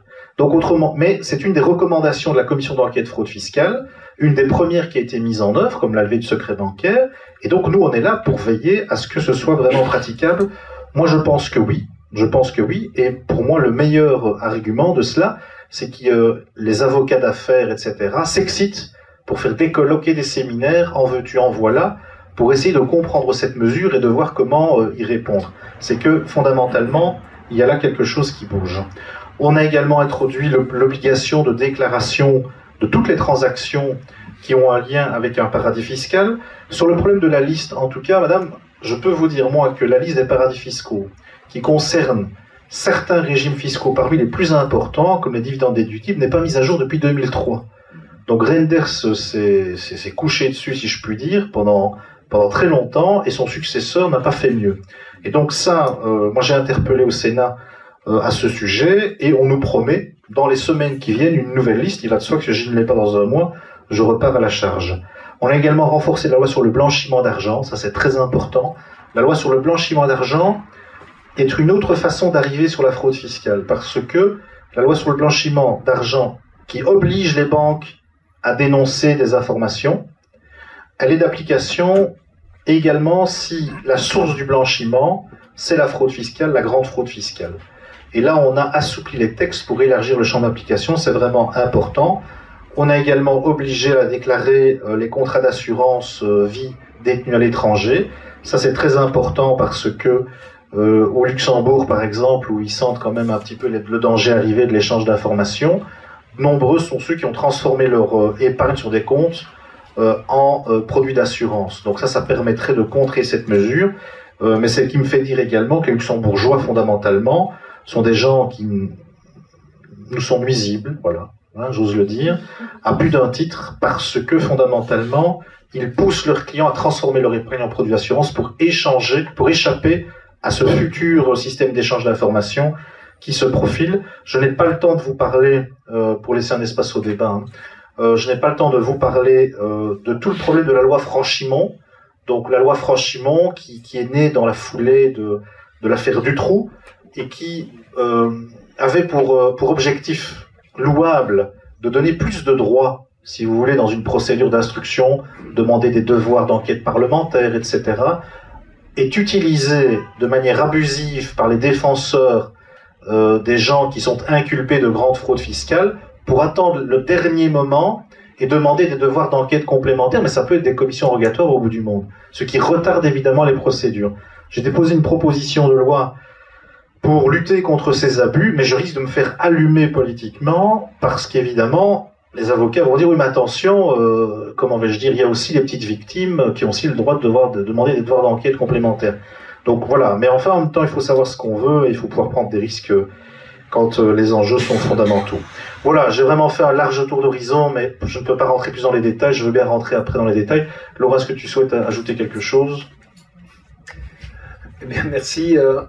Pour faire un lien par rapport aux 3 questions qui ont été posées, et qui est un élément qui pour moi est assez marquant à titre personnel, c'est effectivement comment évaluer la fraude, savoir si le data mining et les méthodes utilisées au sein du SPF Finance et l'information au niveau international peuvent fonctionner. Déjà au niveau belge, l'un des éléments marquants, c'est effectivement le monitoring ou les informations auxquelles on a accès de manière centralisée sont déficientes en tout cas. Donc on a cité ici toute cette analyse de risque qui se base sur les données connues.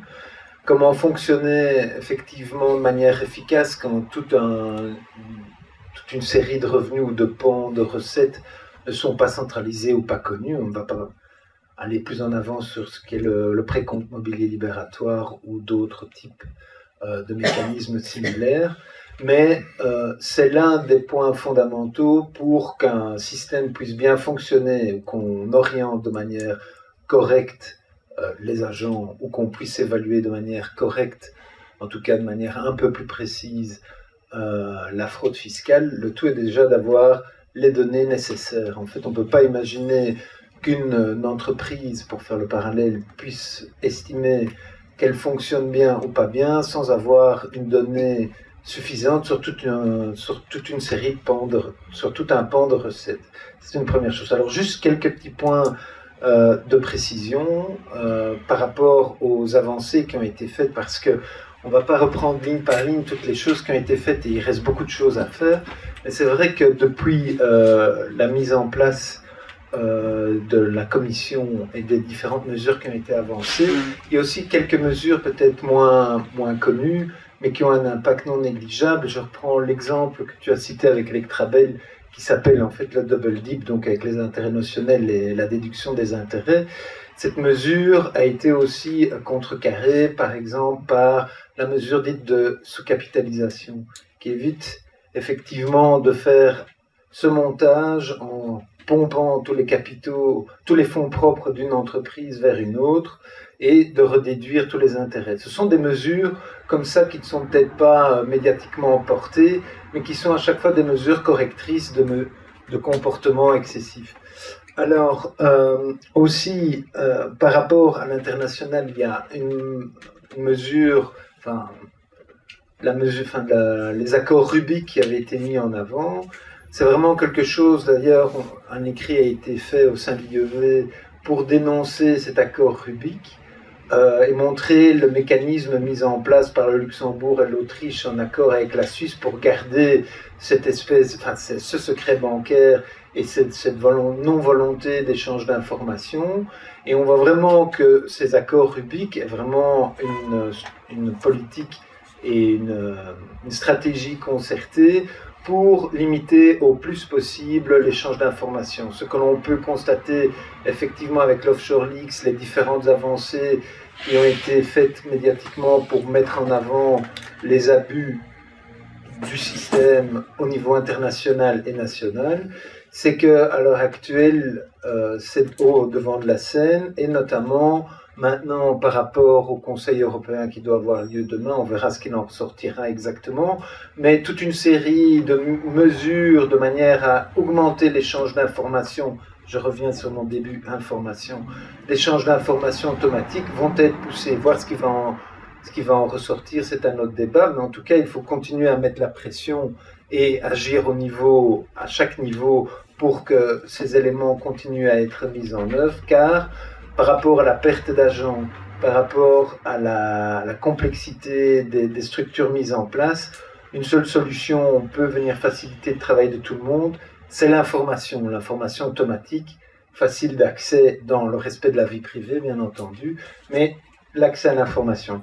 Alors, encore deux choses par rapport aux arrêtés royaux. Effectivement, Madame a cité les deux arrêtés royaux. Il y a effectivement un arrêté royal qui parle de l'obligation de déclaration, mais celui qui n'a pas été mis à jour concerne notamment les revenus définitivement taxés, qui n'a pas été mis à jour depuis 2003, alors qu'un arrêté royal avait été promis en 2010 et n'a jamais été publié. Il faut savoir, donc, on se retrouve avec, pour ce genre de montage, avec des listes obsolètes, il faut le dire. Alors, une chose aussi, ce que Madame parlait avec les abus de société, je vais rejoindre ce que j'ai évoqué par rapport aux informations lacunaires en Belgique, mais c'est un bel exemple aussi par rapport aux styles de rémunération qui sont octroyés par le biais de sociétés et par rapport à l'information disponible. Par exemple, un régime Omnio peut effectivement être, ou le droit à des bourses d'études peuvent être octroyés à certaines personnes qui apparaissent sur base de la déclaration fiscale comme indigentes, mais simplement toute une série de revenus, dividendes et autres, ne sont pas renseignés par biais de déclaration et donc apparaissent parfois avec des revenus zéro. Alors, un dernier point aussi par rapport à la complexité du métier de fonctionnaire au sein de l'administration fiscale, qui n'est plus vraiment mis à l'ordre du jour, mais qui est un problème à terme par rapport à une pression indirecte, c'est la défense en justice des dossiers. Il faut savoir qu'à l'heure actuelle, un fonctionnaire qui irait en litige, d'abord administratif et puis en justice, devra défendre son dossier. Donc il faut imaginer qu'un agent, un fonctionnaire, va devoir, en plus de son métier fiscal, se transformer en avocat, peut-être parfois avec l'aide d'un service du contentieux spécialisé, mais en tout cas, il est responsable de la défense de son dossier. C'est vraiment une charge implicite sur la tête de tous les agents et ça demande en plus une compétence, donc il se transforme en avocat doublé de contrôleurs fiscaux. Donc, tout ça, on ne va pas rentrer dans l'ensemble des éléments qu'on peut mettre en avant par rapport à la difficulté, mais c'est pour un peu dresser un panel et juste un tout petit peu compléter l'excellent exposé par Abbé. Rubik, vous voyez ce que c'est, Rubik? Non, je l'ai demandé. Oui, voilà. Donc, si vous voulez, les banquiers suisses ont vu la pression s'accentuer sur eux pour mettre fin au secret bancaire en Suisse. Et les premiers à leur avoir tapé dessus, mais durement, ce sont les Américains. C'est la raison pour laquelle les Suisses se sont dit on va anticiper, plutôt que de tout perdre, on va proposer aux États européens de faire un accord qui préserve l'anonymat de leurs clients, mais en disant en échange, on va vous verser chaque année une indemnité forfaitaire. Pour le passé, on vous donne un chèque, et pour le futur, on vous verse, après compte, un pourcentage sur les intérêts perçus par vos clients, enfin vos ressortissants chez nous. Donc par exemple, on évalue à peu près 30 milliards de francs suisses, 25 milliards d'euros, les avoirs détenus par les Belges non déclarés en Suisse, 25 milliards d'euros. Certains vont jusqu'à 40 milliards, mais d'après une étude du secteur bancaire suisse lui-même, c'est 25 milliards. Eh bien, les intérêts produits par ces 25 milliards, les Suisses disent aux Belges, sur ces intérêts, on prend une partie d'impôt et on vous la reverse. Mais on préserve l'anonymat. Pardon ? Donc, sur les intérêts produits. Ah, voilà. Alors, ce moment, à négocier. Ça, c'était pour la négociation. Ils avaient fait même des propositions concrètes, soit dit en passant. Alors, là-dessus, ils ont proposé ça aux Allemands, aux Anglais, aux Français, aux Belges. Les Anglais ont accepté. Le gouvernement allemand a accepté et s'est fait recaler au Parlement, grâce aux forces progressistes. Les Français, avec l'arrivée de François Hollande, mais soyons honnêtes, déjà un peu avec Sarkozy, ont fait marche arrière. Et du côté belge, certains étaient tentés, et enfin, nous en tout cas, on a bloqué. Pourquoi est-ce que c'est un mauvais marché? Évidemment, la perspective en période de crise budgétaire, c'est dire, hop, j'encaisse quelques centaines de millions, vite fait, chaque année. Mais c'est un mauvais marché parce que ça continue à être un appel d'air pour tout qui veut aller planquer son argent en Suisse. Et puis par ailleurs, les Suisses ne vont pas vous autoriser à leur vérifier s'ils prélèvent bien ou pas. Et donc la vraie stratégie, c'est de se rassembler entre Européens et dire aux Suisses, maintenant ça suffit. Ça suffit, ceux qui planquent l'argent chez vous, ils nous versent ce qu'ils nous doivent. Alors maintenant, on entend ici ou là comme argument que l'argent quitte la Suisse pour aller à Singapour, pardon. Ça reste à démontrer. Mais voilà, pour Rubik, c'est ça. Alors pourquoi ça s'appelle Rubik? Il n'y a jamais personne qui a compris. C'est parce que c'est un accord multifacette, comme le jeu Rubik. Voilà, mais l'explication reste obscure. Donc sur le levier du secret bancaire, donc Ahmed, tu te demandais. Oui, effectivement, c'est vrai que c'est un outil qu'on commence à utiliser pas mal et qui commence à fonctionner pas mal à l'inspection spéciale des impôts. Maintenant, dans les autres niveaux, et il y a quand même aussi pas mal de contrôles à faire dans les autres niveaux, ça reste beaucoup plus difficile. La raison première, je vais être malheureusement assez platonique peut-être, c'est que l'administration spéciale des impôts, l'inspection spéciale des impôts, c'est une petite administration en fait. Donc, c'est pas difficile d'aller trouver son directeur. Je sais que l'explication est malheureusement très bête, hein, mais c'est pas difficile d'aller trouver son directeur pour avoir une levée du secret bancaire. Dans les autres administrations, l'affaire et les contrôles classiques, c'est un parcours du combattant pour passer d'échelon en échelon monter chez la hiérarchie. Voilà. Je sais que c'est pas vraiment une explication, mais malheureusement, je suis persuadé que c'est la première raison pour laquelle c'est une mesure qui n'est actuellement utilisée quasi que à l'inspection spéciale des impôts. Maintenant, je voudrais un tout petit mot quand même sur la levée du secret bancaire. Alors, je sais bien que c'est quelque chose qui fait généralement très peur aux gens, parce que c'est le Big Brother qui s'invite partout.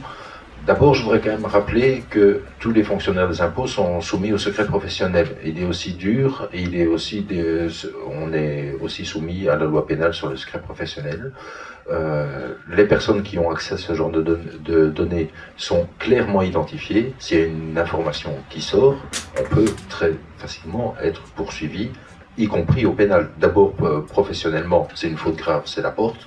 Deuxièmement, on peut être poursuivi par le contribuable au pénal.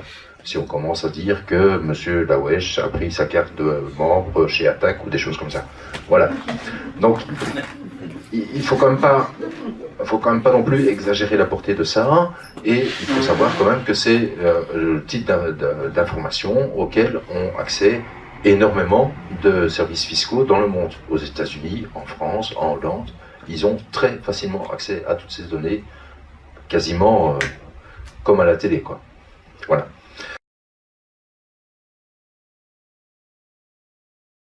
Il y a un point, Marc, où ce que tu dis est tout à fait pertinent. C'est ce qu'on appelle le transfer pricing, c'est-à-dire les transferts de bénéfices. C'est-à-dire qu'il y a des sociétés qui s'arrangent pour ne pas localiser leurs bénéfices en Belgique ou dans telle ou telle filiale, mais plutôt les localiser ailleurs pour des raisons fiscales. Et donc, autrement dit, effectivement, ici, ce que tu verras, c'est une société sans bénéfices. Et comment est-ce qu'ils font? Ils font des opérations à l'intérieur du même groupe. Donc ils vont vendre au coût de revient, ils produisent la marchandise, ils la vendent à une autre société, une société sœur, sans prendre de marge bénéficiaire. Donc ils achètent pour 100, ils produisent pour 100, ça leur coûte 100, et ils revendent pour 100, bénéfice zéro, et ils revendent ça à une société sœur. Quel est l'intérêt? Eh bien la société sœur, c'est elle qui va revendre avec du bénéfice. Et le bénéfice sera localisé dans la société sœur. Ça, c'est ce qu'on appelle un transfert indirect de bénéfice. Ça représente beaucoup d'argent. Les sociétés sont friandes de ça. Et là, pour le coup, tu as raison, on s'arrange pour ne pas déclarer de bénéfices. Il y a plusieurs intérêts, il y a éviter les impôts, il y a aussi éviter la pression syndicale. Parce que dans les conseils d'entreprise, les syndicats voient les bénéfices. Ils disent, tiens, vous avez fait des bénéfices, vous nous donnez une augmentation de salaire. Voilà, je me permettais d'apporter ce petit éclaircissement.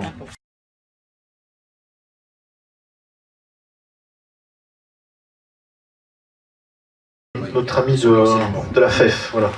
Bon, tu vas pas finir chez Écolo comme tous tes prédécesseurs, j'espère. Je te taquine, je te taquine. Tu donnes des bonnes réponses. Je te taquine. Ah non, mais vous êtes à la vous avez une chance sur deux de devenir ministre, hein, donc voilà. Alors, sur les marges budgétaires et intérêts notionnels, donc voilà, moi je vais être clair, je pense que les intérêts notionnels, c'est un très mauvais système. Voilà, mon parti l'a voté. Je considère aujourd'hui, pour ce qui me concerne, que c'est un très mauvais système, parce que fondamentalement, moi je considère comme socialiste que la politique économique qui vise à soutenir la création d'emplois durables, l'économie, toujours dans une perspective d'économie durable, etc., elle doit se faire en soutenant l'investissement. Ici, avec les intérêts notionnels, on a soutenu le financement. Je crois que c'est dès le départ une erreur, me semble-t-il, dans la conceptualisation, dans la mise en œuvre de ce modèle. Le deuxième point, et donc nous avons, dans notre programme politique, nous avons même déposé des propositions de loi pour lier, ou pour recycler, pour transformer cette mesure en mesure de soutien à la création d'emplois et d'investissements productifs. Sur le deuxième point des aspects budgétaires, indépendamment même de l'opportunité de la mesure, tout ce qui a été dit par un certain nombre de détracteurs de la mesure, et moi je fais partie des détracteurs de la mesure, sur les aspects budgétaires, ne résiste pas à l'analyse. Ça, c'est un point de désaccord que j'ai avec Marco Vanès. Je lui ai dit lors de débats, à plusieurs reprises, parce que je crois que je ne sais pas combien de fois j'ai débattu avec lui, 3-4 fois, j'ai souvent des échanges là-dessus avec lui. Qu'est-ce qu'il fait ?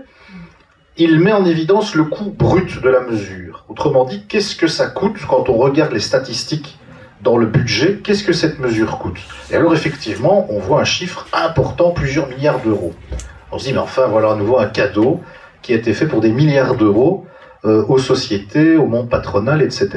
Sauf que, au moment où on a introduit la mesure, on a supprimé toute une série d'autres choses qui profitaient également aux sociétés, et en particulier aux grandes sociétés, notamment le régime des centres de coordination. Je ne reviens pas sur ce que c'est qu'un centre de coordination, mais dans les années 90, pour attirer des centres de décision, on avait mis en place un système très avantageux. On a supprimé ce régime, et ça faisait tout de suite plusieurs milliards d'économies également.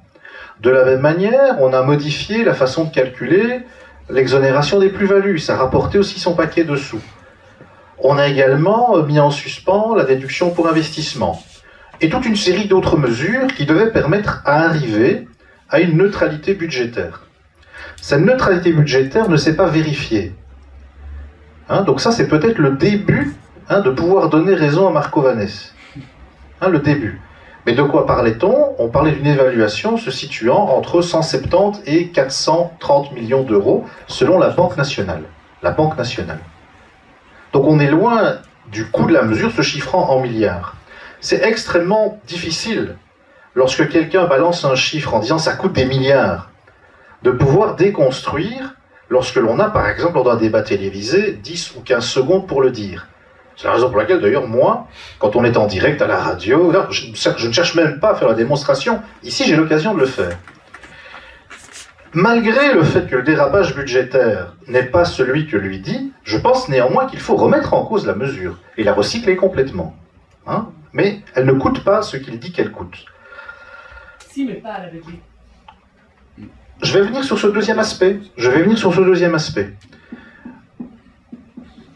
En même temps, par rapport aux intérêts notionnels. De quoi s'agit-il? On permet aux sociétés de déduire de leurs bénéfices, chaque année, un pourcentage des capitaux propres.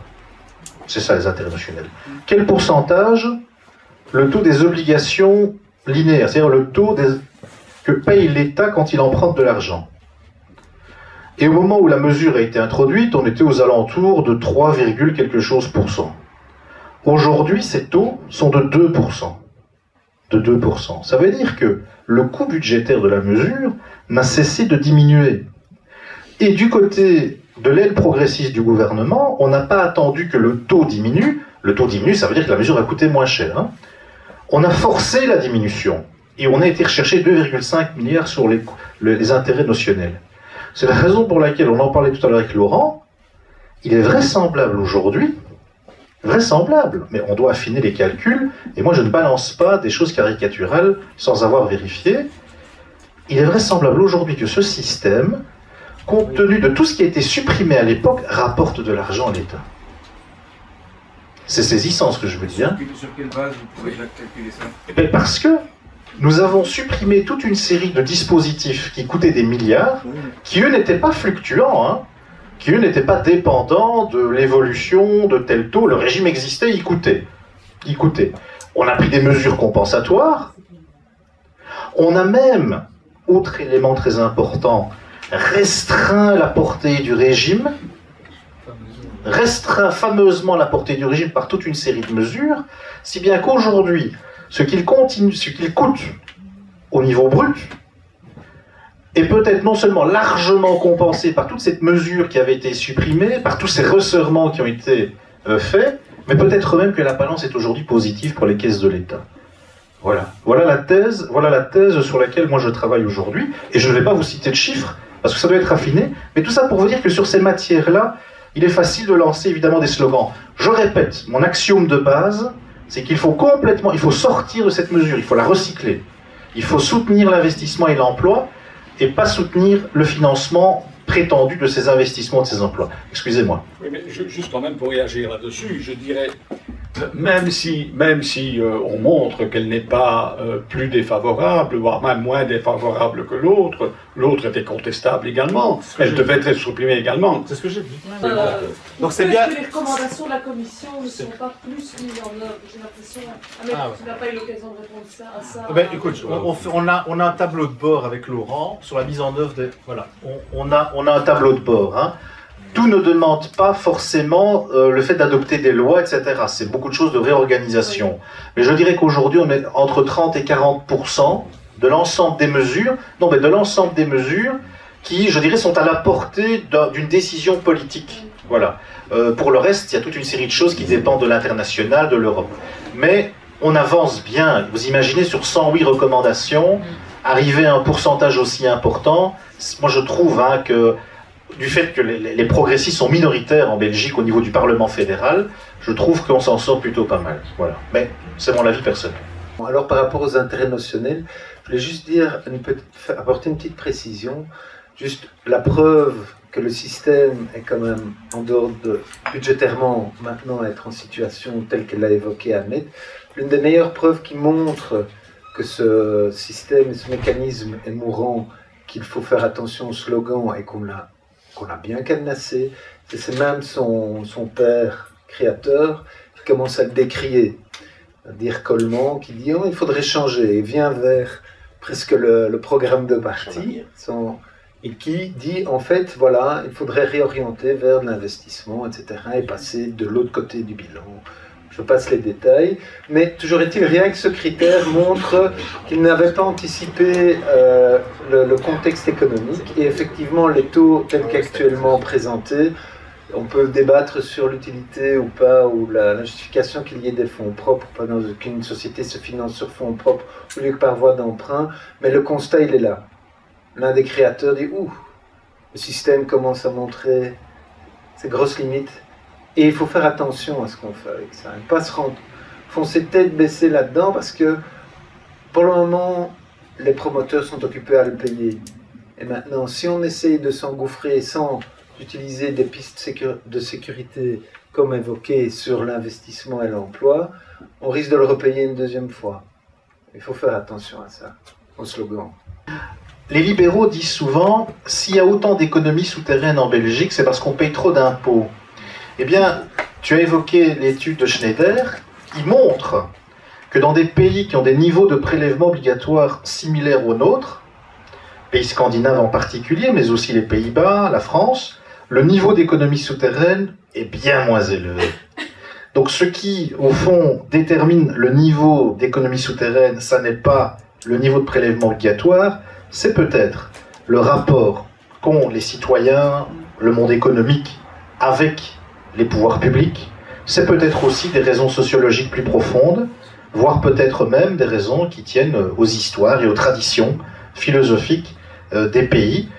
Il est assez notable, par exemple, de voir que les Suédois expliquent le fait que eux, il y a une économie souterraine très faible, parce que disent-ils, c'est profondément en eux que de pouvoir contribuer aux besoins collectifs. Voilà. Donc c'est très intéressant, mais ça renvoie à une discipline qui n'a pas encore ses lettres de noblesse et qui s'appelle la sociologie de l'impôt. Il y a un bouquin qui a été écrit aux collections PUF récemment et qui est vraiment très intéressant. Si quelque part il n'y a pas chez les gens qui à un moment donné sont tentés par la fraude une inhibition par rapport à ce qu'elle représente sur un plan global en termes d'impact négatif, pour reprendre ton expression, sur l'ensemble du tissu social, ça veut dire qu'il y a à un moment donné un déficit dans le rapport qu'a la personne concernée avec le reste de la société et de son implication dans la société. Vous avez entièrement raison, c'est-à-dire que la fraude fiscale est le symptôme de quelque chose de plus profond, qui est son rapport aux autres, qui est sa place dans la société, qui est sa conception d'une société organisée sur le plan de la collectivité, des pouvoirs publics. Clairement, et c'est ce que disent ceux qui pointent que dans les pays scandinaves, le taux d'économie souterraine est bien moins élevé que chez nous. D'un autre côté, il est évident aussi que la mauvaise gouvernance, les problèmes de corruption publique n'arrangent pas non plus la perception que peuvent se faire les gens, je dirais, du bien fondé de pouvoir s'acquitter des impôts. Donc autrement dit, il y a à la fois au niveau de l'éducation, bien entendu, la nécessité de refaire passer l'idée que la solidarité est quelque chose de vertueux et de positif, que c'est une valeur en soi, et il y a la nécessité dans le chef que de ceux qui sont les dépositaires des finances publiques, la nécessité de montrer que l'argent est géré au mieux. D'abord, bien entendu, avec honnêteté, c'est la moindre des choses, mais surtout aussi de la manière la plus indiquée qui soit. Donc de ne pas se dire, mais c'est pas grave, je fais un marché public, on dépense de l'argent. Non, l'argent doit être bien dépensé, doit pouvoir poursuivre les objectifs sur lesquels on s'est entendu avec les citoyens. Donc c'est finalement à plusieurs niveaux, au fond, qu'il faut pouvoir restaurer une valorisation de l'impôt. D'abord dans l'adhésion qu'elle suppose à la solidarité, et d'un autre côté, dans le fait que l'on doit pouvoir indiquer à ceux qui acceptent de s'engager dans ce contrat social, parce que c'est un contrat social, que l'argent qui est mis à leur disposition pour servir les intérêts collectifs le sont de manière la plus indiquée qui soit. Ça, c'est vraiment fondamental, c'est la raison pour laquelle on doit peut-être accentuer le rôle de la Cour des comptes, et on doit peut-être aussi régulièrement mener des campagnes d'information, d'éducation permanente sur les vertus de la solidarité, en disant la solidarité, on y gagne tous. Et je tiens aussi à couper la tête au canard. C'est très souvent utilisé par, surtout c'est vrai par les milieux de droite. On dit toujours trop d'impôts tue l'impôt. Il y a des études très sérieuses universitaires et je pense même par un prix Nobel d'économie, même son nom m'échappe, qui a démontré que c'est faux. Et pour rappel, après la Seconde Guerre mondiale aux États-Unis, le taux d'impôt sur les sociétés et sur les bénéfices montait jusqu'à 90% d'impôts. Et pourtant, ça n'a pas l'air vraiment d'être un pays qui est devenu un désert économique, quoi. Donc, il faut un petit peu remettre les choses à leur place. Maintenant, je ne dis pas qu'il faut remonter à 90%, hein, mais il faut refuser certains discours comme ça qui disent trop d'impôts tue l'impôt, c'est faux. C'est vrai que ça fait maintenant 2 mois qu'on parle beaucoup justement de la levée du secret bancaire, il y a eu les offshore leaks, donc c'est-à-dire des fuites, hein, finalement. Donc au départ, c'est venu quand même par rapport à une information et par rapport à des lits, des missiles, enfin bon, des choses qui étaient plus ou moins cachées et qui sont devenues donc visibles. Mais je voulais savoir un peu, d'après vous trois, hein, comment ça se fait qu'on parle maintenant de levée de secret bancaire maintenant et qu'on n'a pas parlé vraiment il y a 10 ans ou il y a 15 ans? Je voudrais revenir sur l'abus fiscal. Donc l'abus fiscal, il est légal. Jusqu'à un certain point. Presque, oui. Non, il est légal, puisque vous avez dit, il respecte la loi. Bon, c'est éthiquement que ça cloche. Mais si il est légal et que ça cloche quelque part, ça veut dire que c'est peut-être la loi qui n'est pas bonne. On ne peut pas la changer? Oui, bien sûr. Ça, se pose ça comme ça. Bon, alors, secret bancaire, il y avait un blocage politique. Il y avait un blocage politique. À droite, on n'en voulait pas, que les choses soient claires. Il y avait un blocage politique. Qu'est-ce qui a fait évoluer le dossier? Vraisemblablement, la commission d'enquête parlementaire sur la grande fraude fiscale, où des magistrats, des agents du fisc ont dû témoigner en disant, écoutez, nous, si on n'a pas cet élément-là, on ne sait pas faire de grands dossiers. D'ailleurs, regardez, l'inspection spéciale des impôts ne fait jamais d'enquête en banque parce qu'elle n'a pas la possibilité de le faire. Ça, c'est le premier élément. Deuxième élément, c'est toujours dans une discussion, hein, vous faites un compromis, vous obtenez secret bancaire, d'autres obtiennent d'autres choses, donc que les choses soient claires. Nous avons dû payer politiquement l'obtention de la levée du secret bancaire, comme nous avions payé politiquement la fin des titres aux porteurs. Tout se paye politiquement dans un gouvernement de coalition, que les choses soient claires. Et alors pour le reste, oui, bien sûr, vous avez raison. C'est-à-dire que l'abus fiscal, mettre en place des opérations dont le seul but est d'éviter de payer l'impôt sans commettre de faux en écriture, sans commettre de malversation, si on veut éviter que ça change, il faut pouvoir modifier certaines législations. Mais quand bien même on modifierait certaines législations, ça ne signifierait pas encore qu'il y ait nécessairement la possibilité d'empêcher tout abus fiscal. Ce qui est en tout cas remarquable, c'est qu'aujourd'hui, on donne la possibilité à l'administration de dire, écoutez, votre opération, elle a un but purement fiscal, donc moi je considère qu'elle n'existe pas. Ça, c'est déjà pas mal, c'est quand même une grande avancée. Est-ce que vous ne pensez pas qu'il y a un manque de volonté politique? De volonté politique? Pour changer la vie? Non. Ah, vas-y, explique-toi comme fonctionnaire. C'est moi qui dois répondre pour le politique. Je suis mal placé pour tout à fait prendre la place du politique, mais... Le sénateur ne sait pas répondre. Si, mais je veux dire... Voilà, il y a 150 députés, monsieur. 150 députés, nous en avons 25, nous, au PS, 25. Voilà, rajoutez les écolos, rajoutez les socialistes flamands, on arrive à peu près un tiers du Parlement, les progressistes, quoi, ceux de gauche. Un tiers du Parlement. C'est ça le rapport de force. C'est que pour faire voter une loi, vous avez besoin d'une majorité. Donc, c'est au moment de la formation d'un gouvernement où certains viennent avec certaines choses et d'autres avec d'autres qu'on trouve les équilibres. Ça leur fait mal, puis il y a des choses qui passent qui nous font mal. Et qu'est-ce qu'on se dit? On se dit, ouais, si on ne lâche pas ça, on n'aura jamais ce qu'on demande. Et donc voilà, ça c'est... Alors maintenant, bon, on peut aller dans une réflexion bien plus large. Est-ce qu'il ne faudrait pas changer de mode de scrutin? Est-ce qu'il ne faudrait pas supprimer la proportionnelle pour avoir des majorités claires? Mais faites gaffe demain de ne pas avoir une majorité de NVA. Voilà. Prendre la parole aussi après. Ah oui. Ouais, j'allais répondre d'une manière peut-être un peu plus pragmatique, mais effectivement, toute législation, qu'on l'adapte ou pas, il y a toute une armée de conseils qui vont permettre de trouver une législation bis ou une autre législation pour permettre d'obtenir un résultat similaire. Et au moins la technique de l'abus de droit, qu'on l'aime ou qu'on l'aime pas, permet plus de souplesse et plus de réactivité, puisque la qualification d'abus de droit appartient à l'administration. En tout cas, de pouvoir, sur base de ce texte légal, qualifier cette opération comme ayant un but essentiellement ou purement fiscal. Donc, ça permet au cas par cas, un cas d'espèce, à l'administration, voilà, cette législation X ou Y, parce que c'est pas une seule législation qui est utilisée par les intervenants, mais toute une série de législations. Donc, avec cette disposition, ça vous permet de couvrir tout le panel, au lieu de, à chaque fois, devoir entamer un travail législatif pour corriger. Ça permet aussi, au niveau administratif, d'empêcher, on va dire, l'hémorragie quand un mécanisme est découvert. Voilà. C'est purement pragmatique ainsi. Je vais essayer de terminer de façon courte. D'abord, monsieur, ici, je pense à la table, il n'y a personne qui espère qu'il y ait une disparition de la fraude fiscale. Ça, on ne croit pas au Père Noël quand même. Hein. On voudrait quand même arriver à la ramener à un montant correct. C'est comme, j'aimerais bien aussi qu'il n'y ait pas de tueurs dans les rues, mais il y en a. Même s'ils sont condamnés, même etc., on n'arrivera jamais à faire disparaître tout à fait ça. Voilà.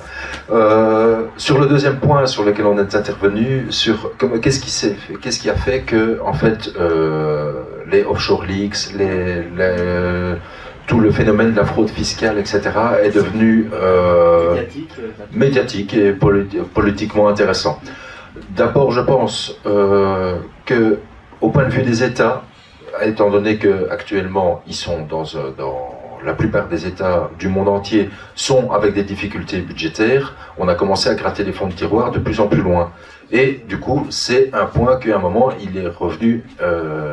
c'est revenu sur le haut. Quand on est à la fin, on essaie de trouver où est-ce que ça peut être. Où est-ce qu'on peut encore trouver des éléments. Le deuxième point, c'est je suis persuadé, et là en tant qu'attaque et réseau de justice fiscale, c'est qu'il y a quand même le bruit médiatique aussi fait par les associations de citoyens qui a fini par porter ses fruits.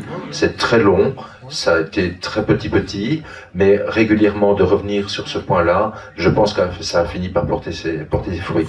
Et ça a été porté dernièrement, effectivement, par les grandes enquêtes comme l'Offshore Leaks, etc., où maintenant les Américains qui viennent tomber encore sur un volume de données encore plus important que le Offshore Leaks, qui fait que c'est devenu médiatiquement intéressant. Et je veux dire, Roger l'Allemand du soir, la façon dont tout ça a été mis en avant et été présenté, ça a présenté ça aussi de façon sexy.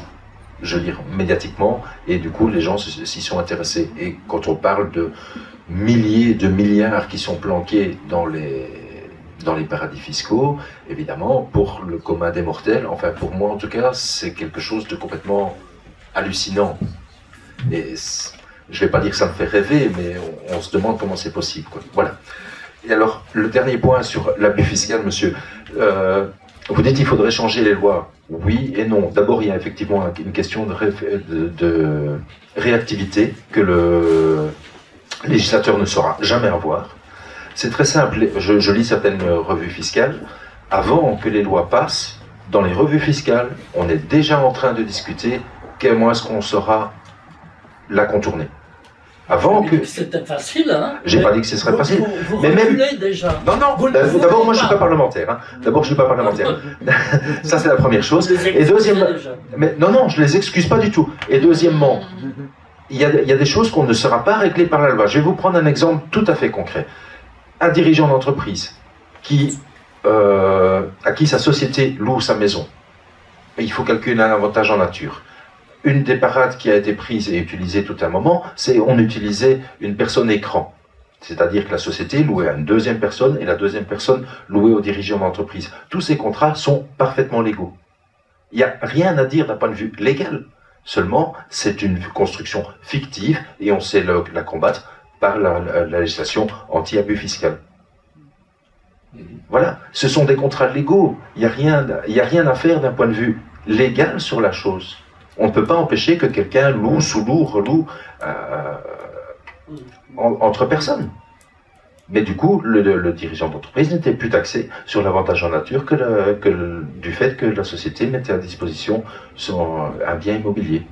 Ça, c'est le cas typique d'abus fiscal et qui est basé sur des conventions 100% légales, qui sont plus ou moins effectives. Hein. Mais, je crois que... Voilà. Voilà, je crois qu'on a clôturé. Bravo, hein.